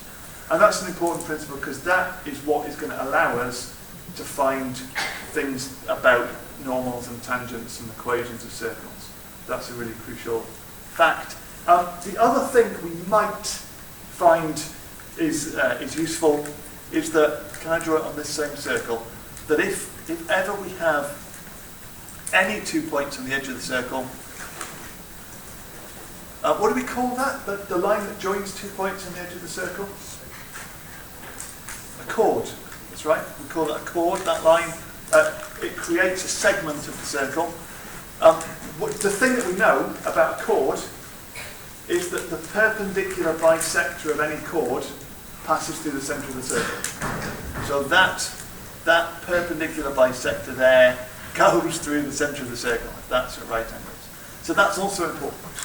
And it means, although you probably won't get a question that's that kind of involved and that in depth, It means that if you have any 3 points on the edge of a circle, all you need to do is to create 2 chords and 2 perpendicular bisectors of chords, and if you can find where they intersect, you've got the centre of the circle. So these are important kind of things about circle properties that will help us deal with circle things. Actually, in practice, the most common thing that we're going to get is that we're going to have the multiplied out version of this equation, and we are going to have to turn it into this equation to find the centre and radius. And that's all about completing the square again, and I don't think I've got an example of doing that. But there are lots of questions where you have that. So if you want to check out how to do that, if you want to remember how to do that, then have a look back through your notes or through YouTube videos of people doing circle questions, like MathsDave's, for example. Okay, but that's it. There's not much more to circles than that. So if we go to the circles question on this paper, it was a big question.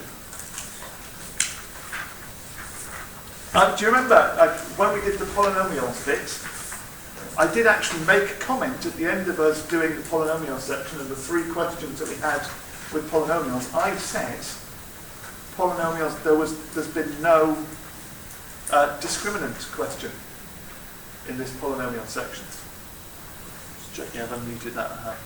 There's been no discriminant question. Ooh, is that significant? Let's see. Right, a circle has equation x minus 5 all squared plus y plus 2 all squared equals 25. Find the coordinates of the centre C and the length of the diameter. A slightly unusual moment there because we don't often get asked for the diameter of the circle. We get asked for the radius a lot, but the diameter is a slightly unusual thing to ask us for. So, part 1. Well, this is great. They've given it in the form that we want.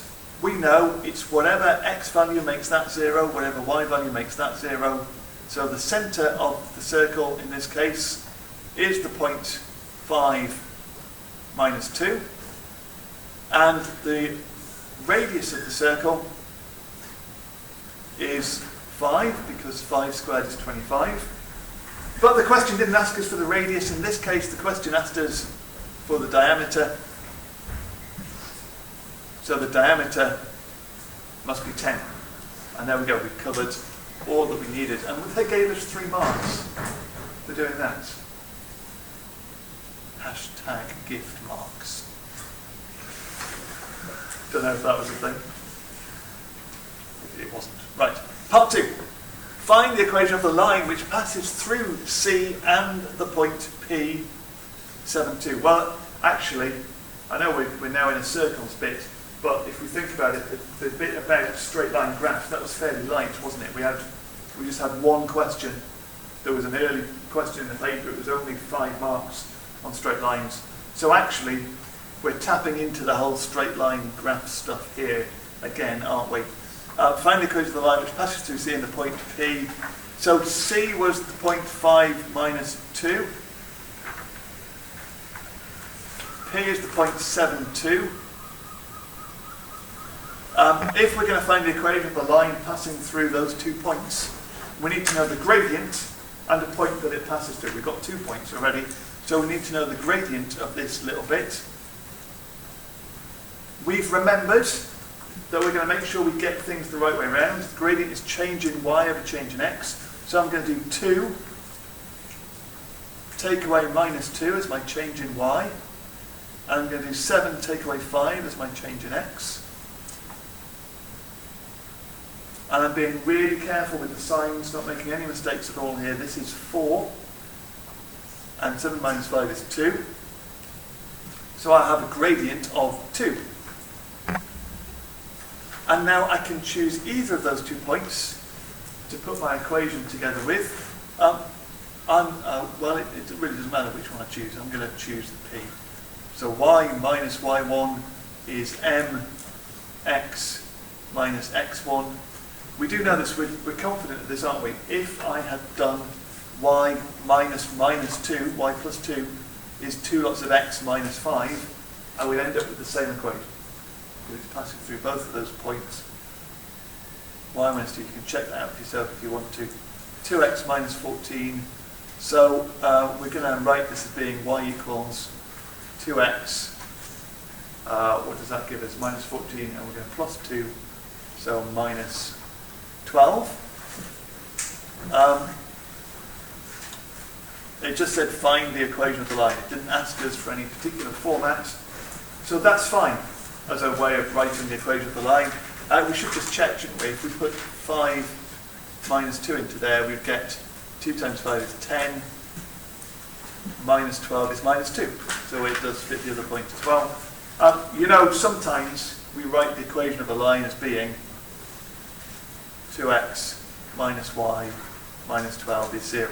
And that's the same thing. It didn't ask us for the ax plus by plus c equals 0 form, but we know that we can convert between them quite happily if we need to. Part 3. What did part 3 say? Part 3 said, calculate the length of CP and hence determine whether P lies inside or outside the circle. So C is the centre, P is this point that this line was in, the length of CP, well again, we're on straight line stuff, it's on our poster, we remembered all of this stuff. So the length CP, that's going to involve us doing the square root of the change in x when you square it, so 7 minus 5 squared, plus the change in y when you square it, 2 minus 2 squared, which is going to give us the square root of 7 minus 5 would be 2, squared is 4, 2 minus 2 is 4, squared is 16, so we've got the length of CP as being root 20, and root 20 is 2 root 5.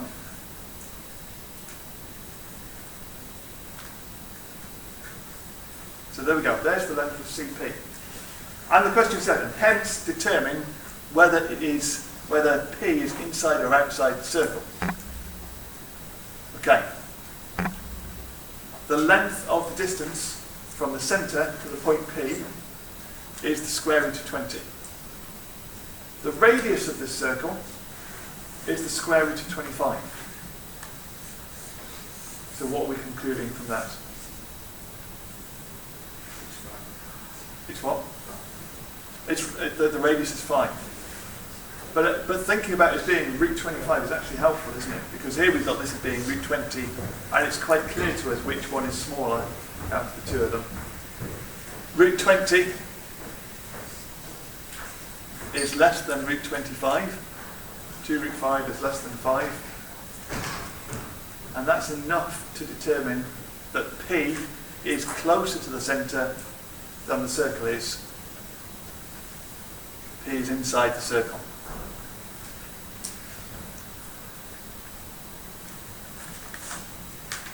Are we happy with that? Does that make sense, that conclusion that we've drawn? And does it make sense that it's helpful to us, because we haven't got a calculator to evaluate things? I think it's more intuitive to us to think that root 20 is less than root 25 than it is to us to think that 2 root 5 is less than 5. Because I don't know that you automatically have a feel for what 2 root 5 is as a quantity. Okay. That was part 3. Part 4. Determine algebraically whether the line with equation y equals 2x meets the circle. So, you know, there we were when we did the polynomials bit. Oh, there hasn't actually ended up being much circle stuff in this circle question, has there? When we, oh dear. Where we did that part 4, it's all going on. When we did polynomials, we said we never did any simultaneous equations, we never did any discriminant stuff.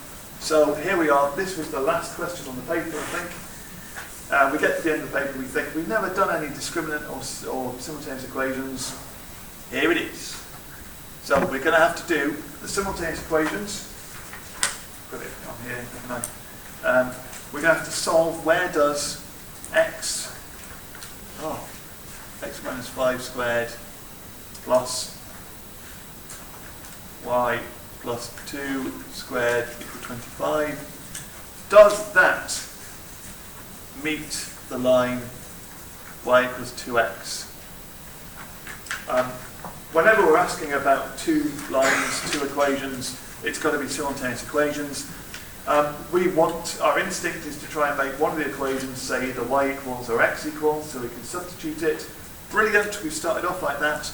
This equation says y equals, so we're going to have a sandwich from a well-known chain of fast food sandwich restaurants. We're going to sub y. That was the joke, you see, because Subway is the... I was just confused because nobody laughed. So we're going to sub y into this equation. X minus 5 all squared plus y, which is 2x, plus 2 all squared equals 25. Okay, now the solutions to this equation are going to be the points of intersection. I'm not asked for the points of intersection. All I'm asked for is whether it intersects at all. So actually, I just want to know, do the solutions to this equation exist? Are there solutions to this equation? That's what I'm being asked. So this is x squared minus 10x plus 25. This is, I know we've got a common factor of 2, but we'll work it through with it in there. This is 4x squared plus 4x plus another 4x, so plus 8x plus 2 times 2, and that's all equal to 25. So if I collect together like terms, I have 5x squared, what have we got? Minus 2x plus 4 equals 0. Are we happy with that? So plus 25 minus 25, and then we've got plus 4. Now, remember what our aim is here. The question did not say find points of intersection. It said determine algebraically whether the line with equation y equals 2x meets the circle. So actually, all that I really care about at this point is, does this have any solutions? And when we think, does an equation have any solutions, that's discriminant straight away, isn't it? That's what it's talking about. So, we need to evaluate b squared minus 4ac. That's all that we care about. b squared minus 4ac would be b squared minus 2 squared minus 4 times 5 times 4. I think it's pretty clear what's going on with this. That is 4. Take away 80. Which is pretty negative. So we have minus 76, and all that matters is minus 76 is less than 0, therefore no real roots. And that's not enough, we need to put it back into context. The fact that that equation has no real roots tells us conclusively that the equation does not meet the circle. So y equals 2x does not meet the circle. Okay, there we go. Great, nice end to the paper, and actually quite comforting as well, isn't it? Because I think you ought to be going into this exam with something of a little checklist in your mind. You've done so much revision. You will have done so much revision by May the 17th that you know what to expect on a call on paper. And you come out of it, and if you haven't used the discriminants, if you haven't done any simultaneous equations, you're leaving the exam feeling slightly uneasy that maybe you missed an opportunity to demonstrate those skills because you expect to be tested on that. So this was a nice end to the paper because it tied up the loose ends of bits that have been missing. Okay? Are we happy with that? Any questions? Ace. Right, that was circles. Which leads us into the last topic area and the last two questions that we have to do on the paper. And the last topic area for us to look at is differentiation.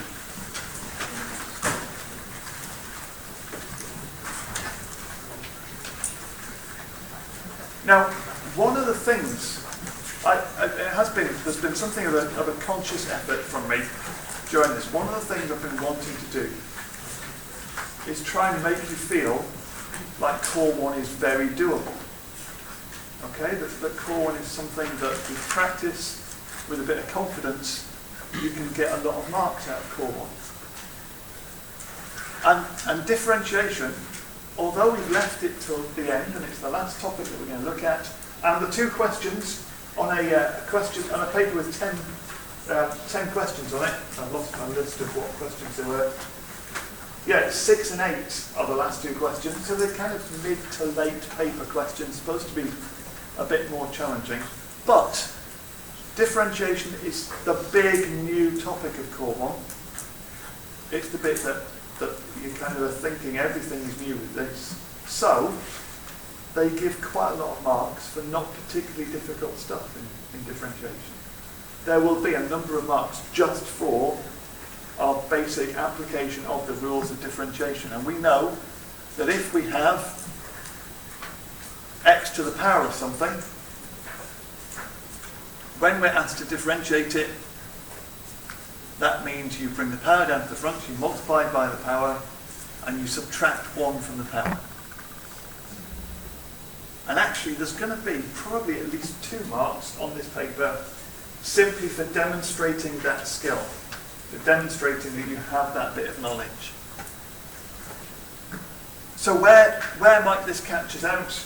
Well, I think we're all, I would hope, we're all going to get y equals x cubed. If we come up with y equals x cubed, then, pretty confident we're all going to write y equals 3x squared.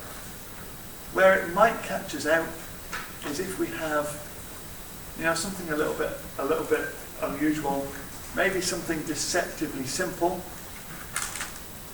If we're asked to differentiate y equals 5x plus 3, it's a bit of an odd request. Hopefully, we're alert enough to think, well, that's just a straight line with gradient 5 and y-intercept 3. So we would just write 5 as the gradient. But we recognise that when you differentiate that, it's x to the 1, so that becomes 1 times 5 times x to the 0, and x to the 0 is 1 as well.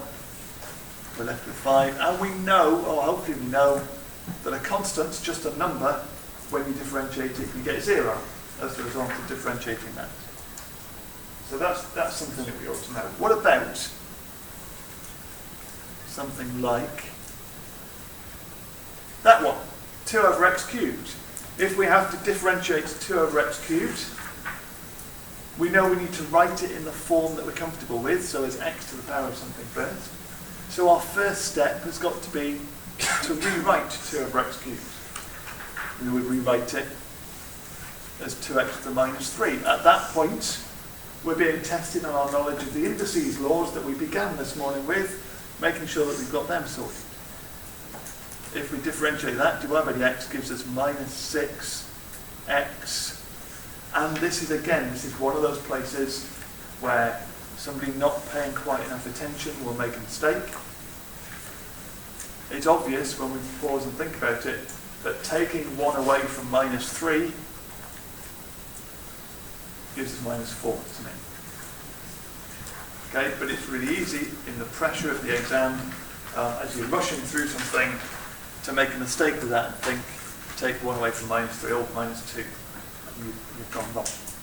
Okay, having done that one, I wanted to put this in as well, because I think that's important.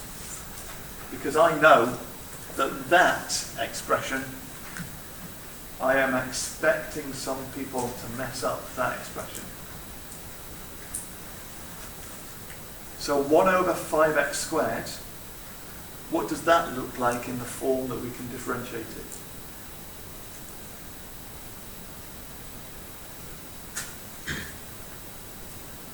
Just think about it for a moment till you're certain that you've got the right answer in mind.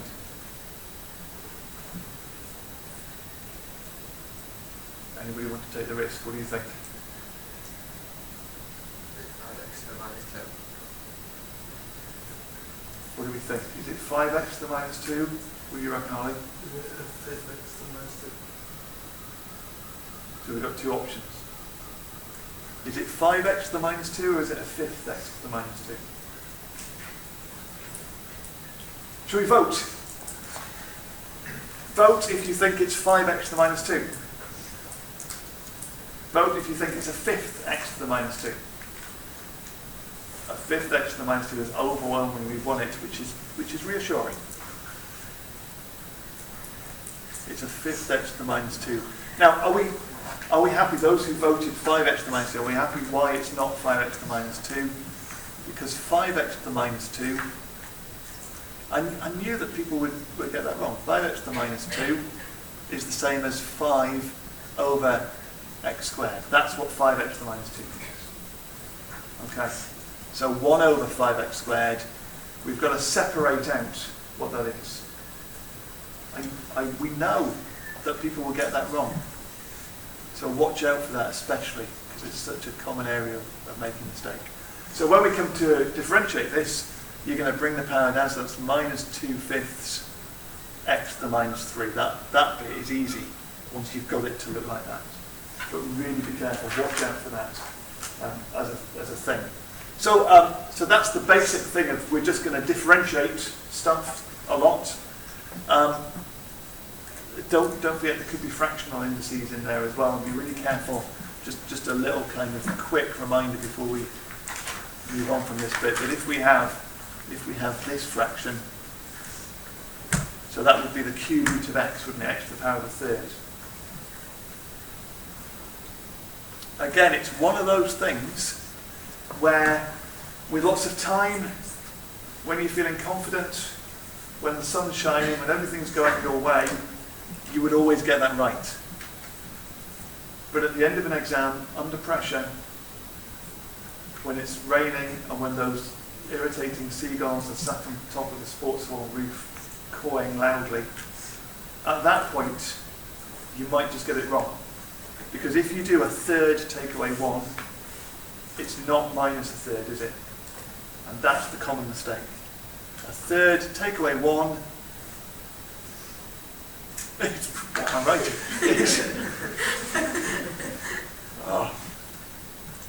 Oh no, I can't delete it fast enough. Oh! Right, nobody saw that. It's gone forever. It's a good job there's nobody videoing this or anything like that. A third take away 1 is minus 2/3, isn't it? Okay, and that's the easy mistake. And of course, I'd need to have multiplied that by a third. So be really, really careful about those things that actually, you end up kicking yourself about afterwards if you get them wrong. Those things that are so obvious, but under pressure, you can make mistakes. And things like taking 1 away from a third, feels like we should never make that mistake. But all the time, people end up writing minus a third instead of minus 2/3. Okay, so that's just the basic mechanics of doing some differentiation. What are we using it for? Well, in Core 1 land, we're mostly using it to find stationary points or turning points.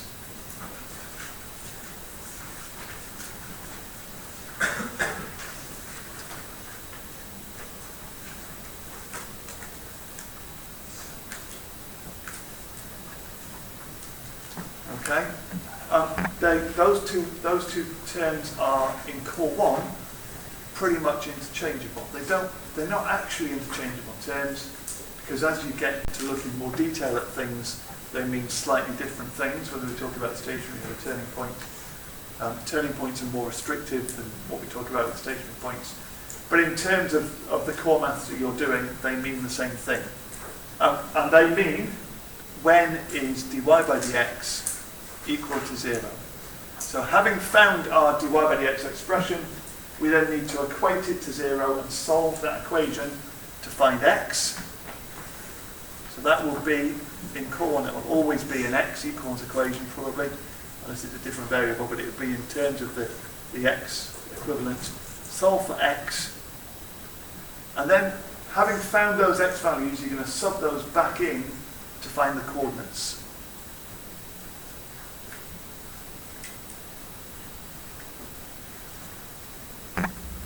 To get what y equals. And that is always going to be the process that you go through with that. And then, there's a second stage to this, isn't there? Because it may not just say, find the coordinates of the turning points. It might say, and identify them, or determine their nature, describe the turning points. And for that, we need to find the second derivative, d2y by dx squared. And the second derivative, we're going to sub in the x values that we just found.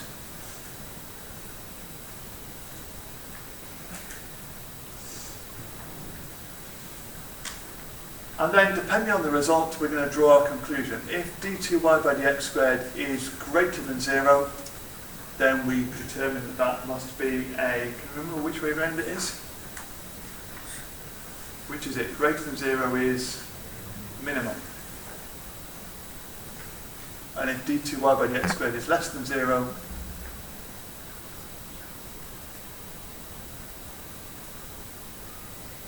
then it's a maximum. And we don't tend to talk about this too much at this stage. You recognise, we're wanting it to be more than just people who can deal with core 1. So you recognise that there's a gap there, isn't there? That we haven't talked about what would happen if d2y by dx squared was equal to 0, because in core 1 and core 2, you will never encounter the case where d2y by dx squared is equal to 0. But if we did, then it could be a minimum or a maximum or a point of inflection. So that's what happens at that stationary point on the curve y equals x cubed. On y equals x cubed, you get dy by dx is 0 when x is 0, and d2y by dx squared is 0 when x is 0. It's not a minimum, it's not a maximum, it's something different. So that's worth just bearing in mind, but it won't happen in core 1 and core 2. Right. I think we're ready to do the last two questions on this paper. Does that sound all right? I'm a bit worried we're going to finish early, because we could fill it. We could, just chat about stuff. It'll be fine. I think we've got question 6 and question 8 left to look at. Is that right? Are they the only ones we've not done? I reckon so. Right. So, question 6. Again, there's a slight error, isn't there, in separating things out, because things don't separate out quite that nicely. It's not that you have questions that are purely about one topic on core 1. So we just did it with the circles question. It wasn't really a circles question. It was more a question about circles and straight line graphs and all of that kind of stuff. But it included some polynomial stuff. It included the discriminant. It included, it's more than just one topic. This is more than just one topic, isn't it? I think, I don't know if this is general beyond our college, but over the past few years, we've reckoned that the kind of question in core 1 and core 2 papers that our students find the most challenging are the questions where you only have 1 or 2 lines of question and then a big number of marks, say 6+ marks. They're not, you call it the kind of parts 1, 2 and 3 bits are called scaffolding in a question. They're the bits that kind of lead you gently through the question and you know what to do next. Whereas a question like this is one with no scaffolding. It's one where there's the question, just kind of deal with it, get on with it. You've got to do everything. And I think they're the ones we find more challenging. Find the equation of the normal to the curve. So actually, let's start by just thinking about what we're being told here. It started by saying normal. I'm just going to highlight that because that means there's something that I have to do. I have to do an action to make sure I get the normal to the curve that, at the point on the curve where x equals 2, give your answer in the form there where a, b and c are integers. So I can't just leave it as a y equals equation. I've got to do something else to it. Right. Normal. that's all about gradient stuff.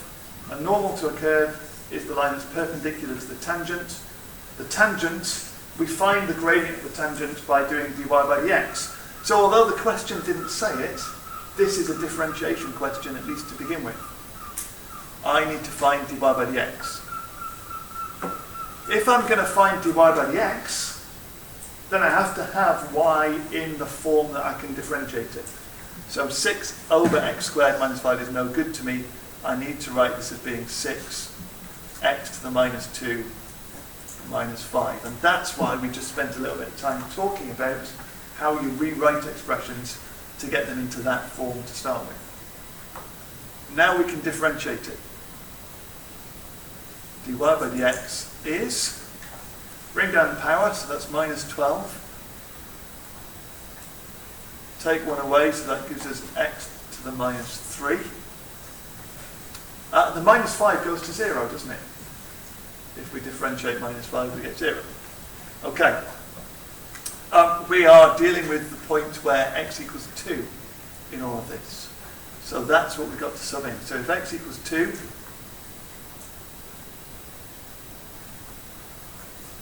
dy by dx equals minus 12. Oh, well, hang on, this is minus 12 over x cubed, isn't it? X to the minus 3 means divide by x cubed. So that's divided by 2 cubed. That is minus 12 over 8.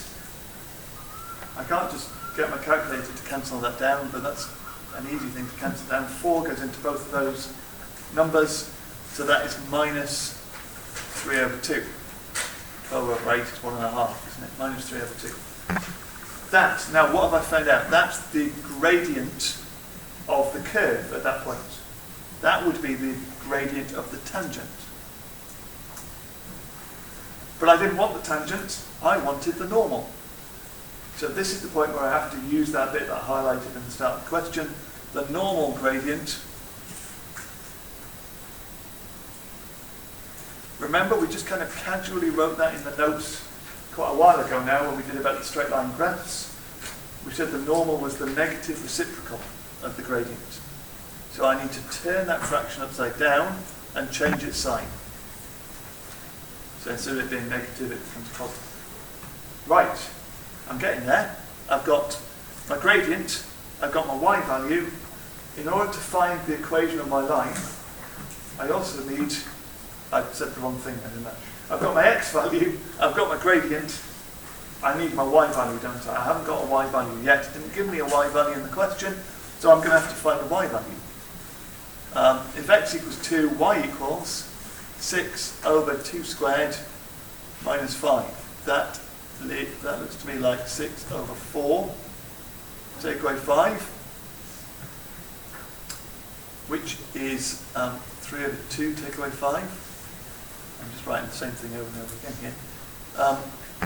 And 3 over 2, take away 5. Well, let's keep things in terms of nice improper fractions.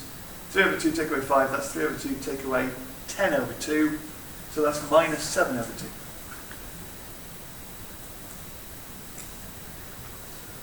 Okay. Before I embark on my actual finding my equation in a straight line, let's recap. I've got a point, the point 2 minus 7 over 2, and I've got a gradient that is 2/3. That's the gradient of my normal. Am I right? Am I ready for this? Find the equation of the normal. So I'm ready to go into my equation thing. We've already used it once in this paper, but when we wrote it down, we said it was a really important thing. Y minus y1 is mx minus x1. So we're going to use that. Y minus 7 over 2 is 2/3 x minus 2.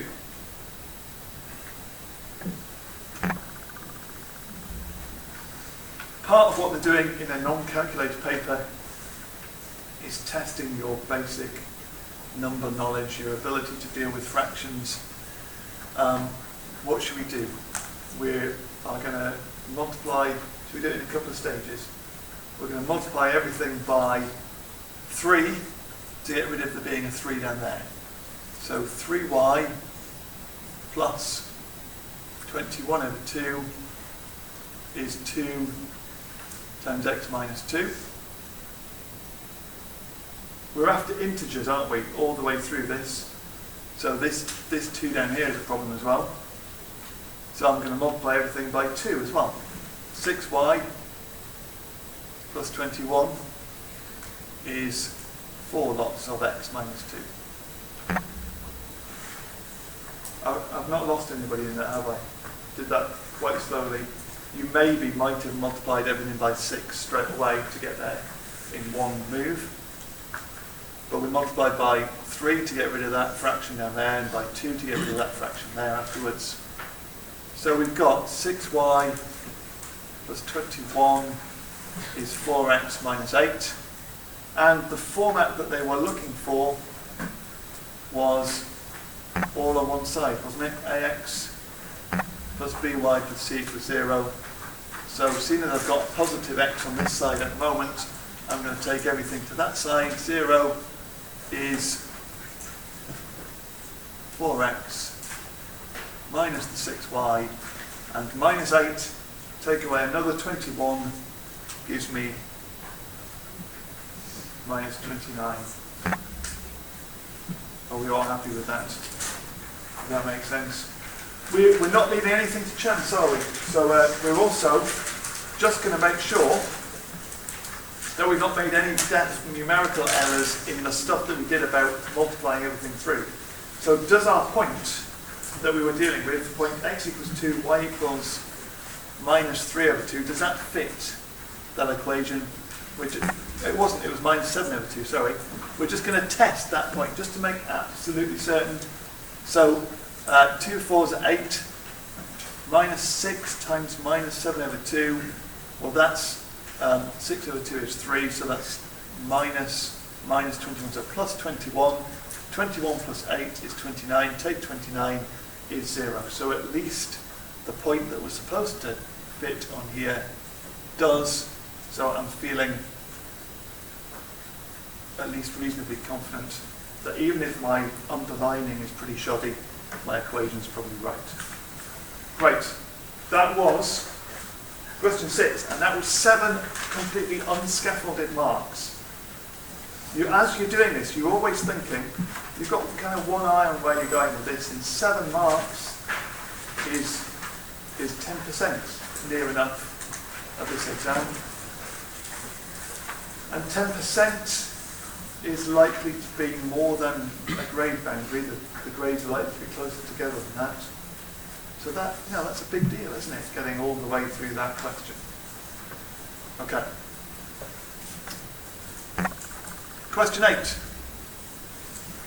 Even bigger. We've got 8 marks for this one, but at least we've got some little bits of direction within there.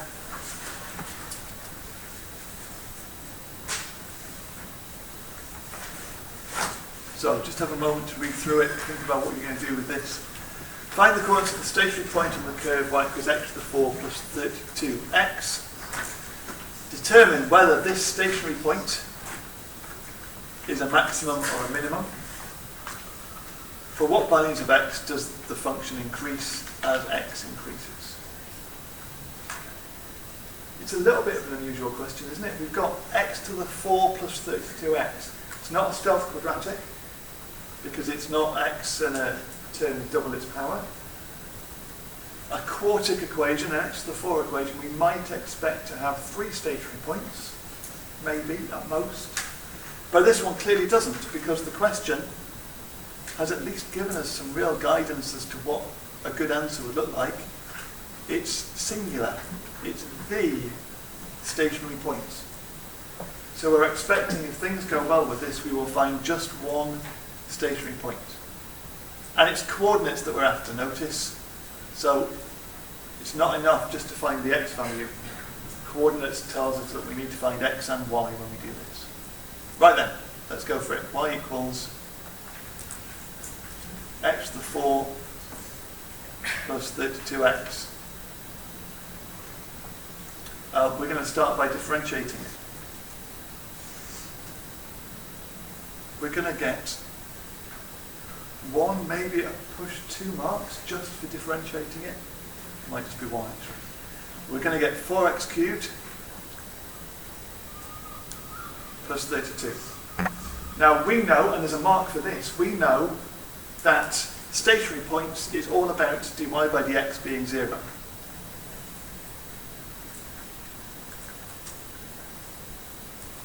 You know, one thing that I hadn't said, but I'm not about to claim that I'm the greatest person at setting out questions. My writing, all the way through from me being a student, has had a tendency to be a little bit scruffy. I don't. When I was in primary school, I once won a little prize for my handwriting. But my handwriting was really slow, and I was always getting left behind. So I decided I needed to write quick. So I ditched the whole thing and make it look nice, and went for speed.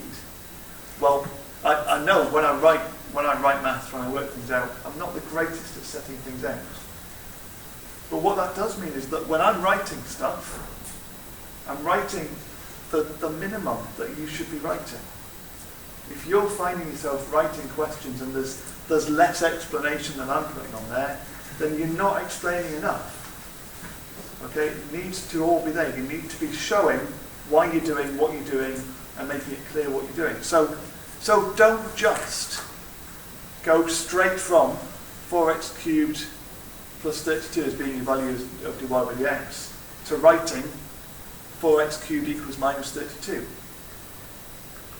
Don't do that. Show how you get there. Show clearly that you know that the reason that you're doing this is that you're looking for dy by dx being 0. That means 4x cubed plus 32 equals 0. That means 4x cubed is minus 32. So x cubed is minus 8. So show really clearly how you're getting to where you're getting to. Now, if x cubed equals minus 8, that may give us a moment of slight concern where we think, oh, it's a negative number, but this isn't squared, is it? You know, cube numbers can be negative. If you cube minus 2,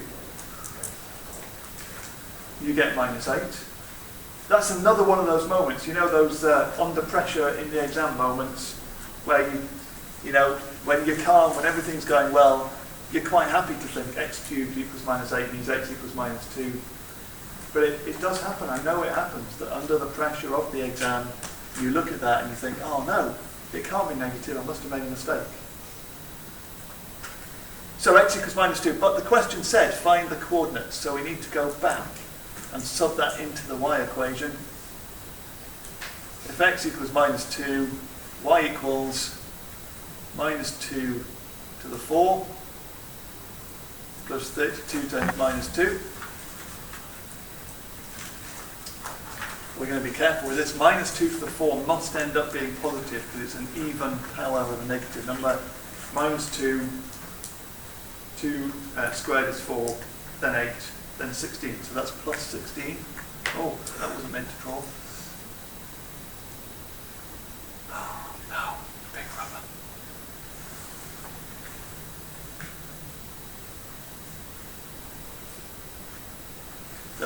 What did I say? 16. And then we've got plus 32 times minus 2, so take away 64, and 16 take 64 is negative 48. So, after all that, we've got that our coordinates of the stationary point are minus 2, minus 48. Good. Took a bit of doing, but we got there. We got marks for it, didn't we? 5 marks for that. Determine whether this stationary point is a maximum or a minimum. Well, it's a quartic equation. It's only got one stationary point. We know that when quartics only have one stationary point, it means they look like quadratics. It's that kind of shape. So it's a minimum. So actually, if we've got enough rounded knowledge of what goes on with stuff, then we probably would know that this is going to be a minimum. But when it says determine, we're going to jump through the hoops, that means determine whether it's a maximum or minimum is telling us, please find the second derivative and evaluate the second derivative at this point. So dy by dx was 4x cubed plus 32. Just write a little reminder to that.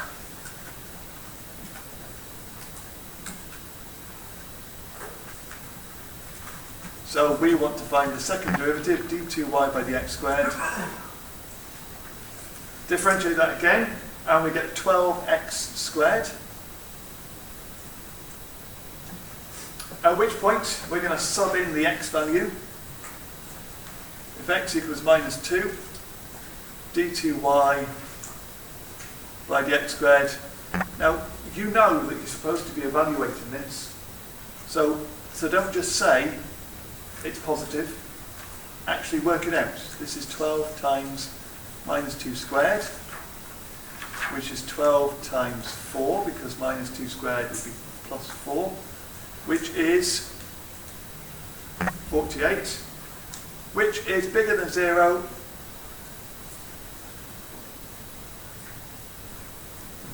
Therefore, we have a minimum point. Okay?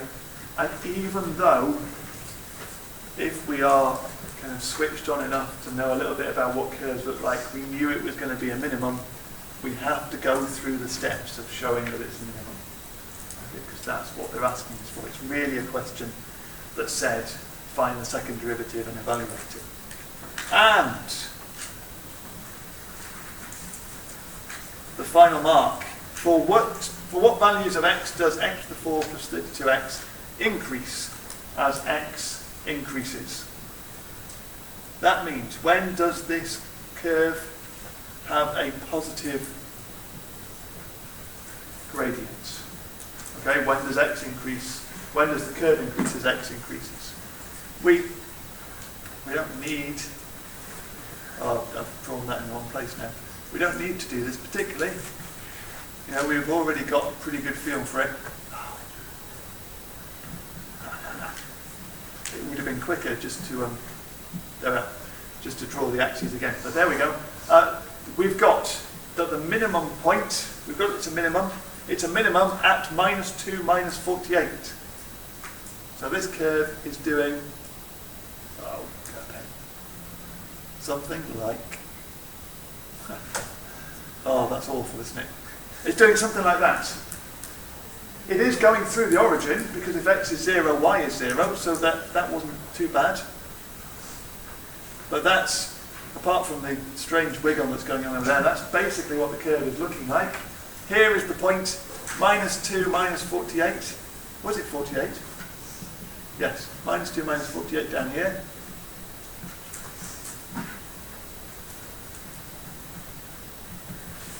So when is it increasing?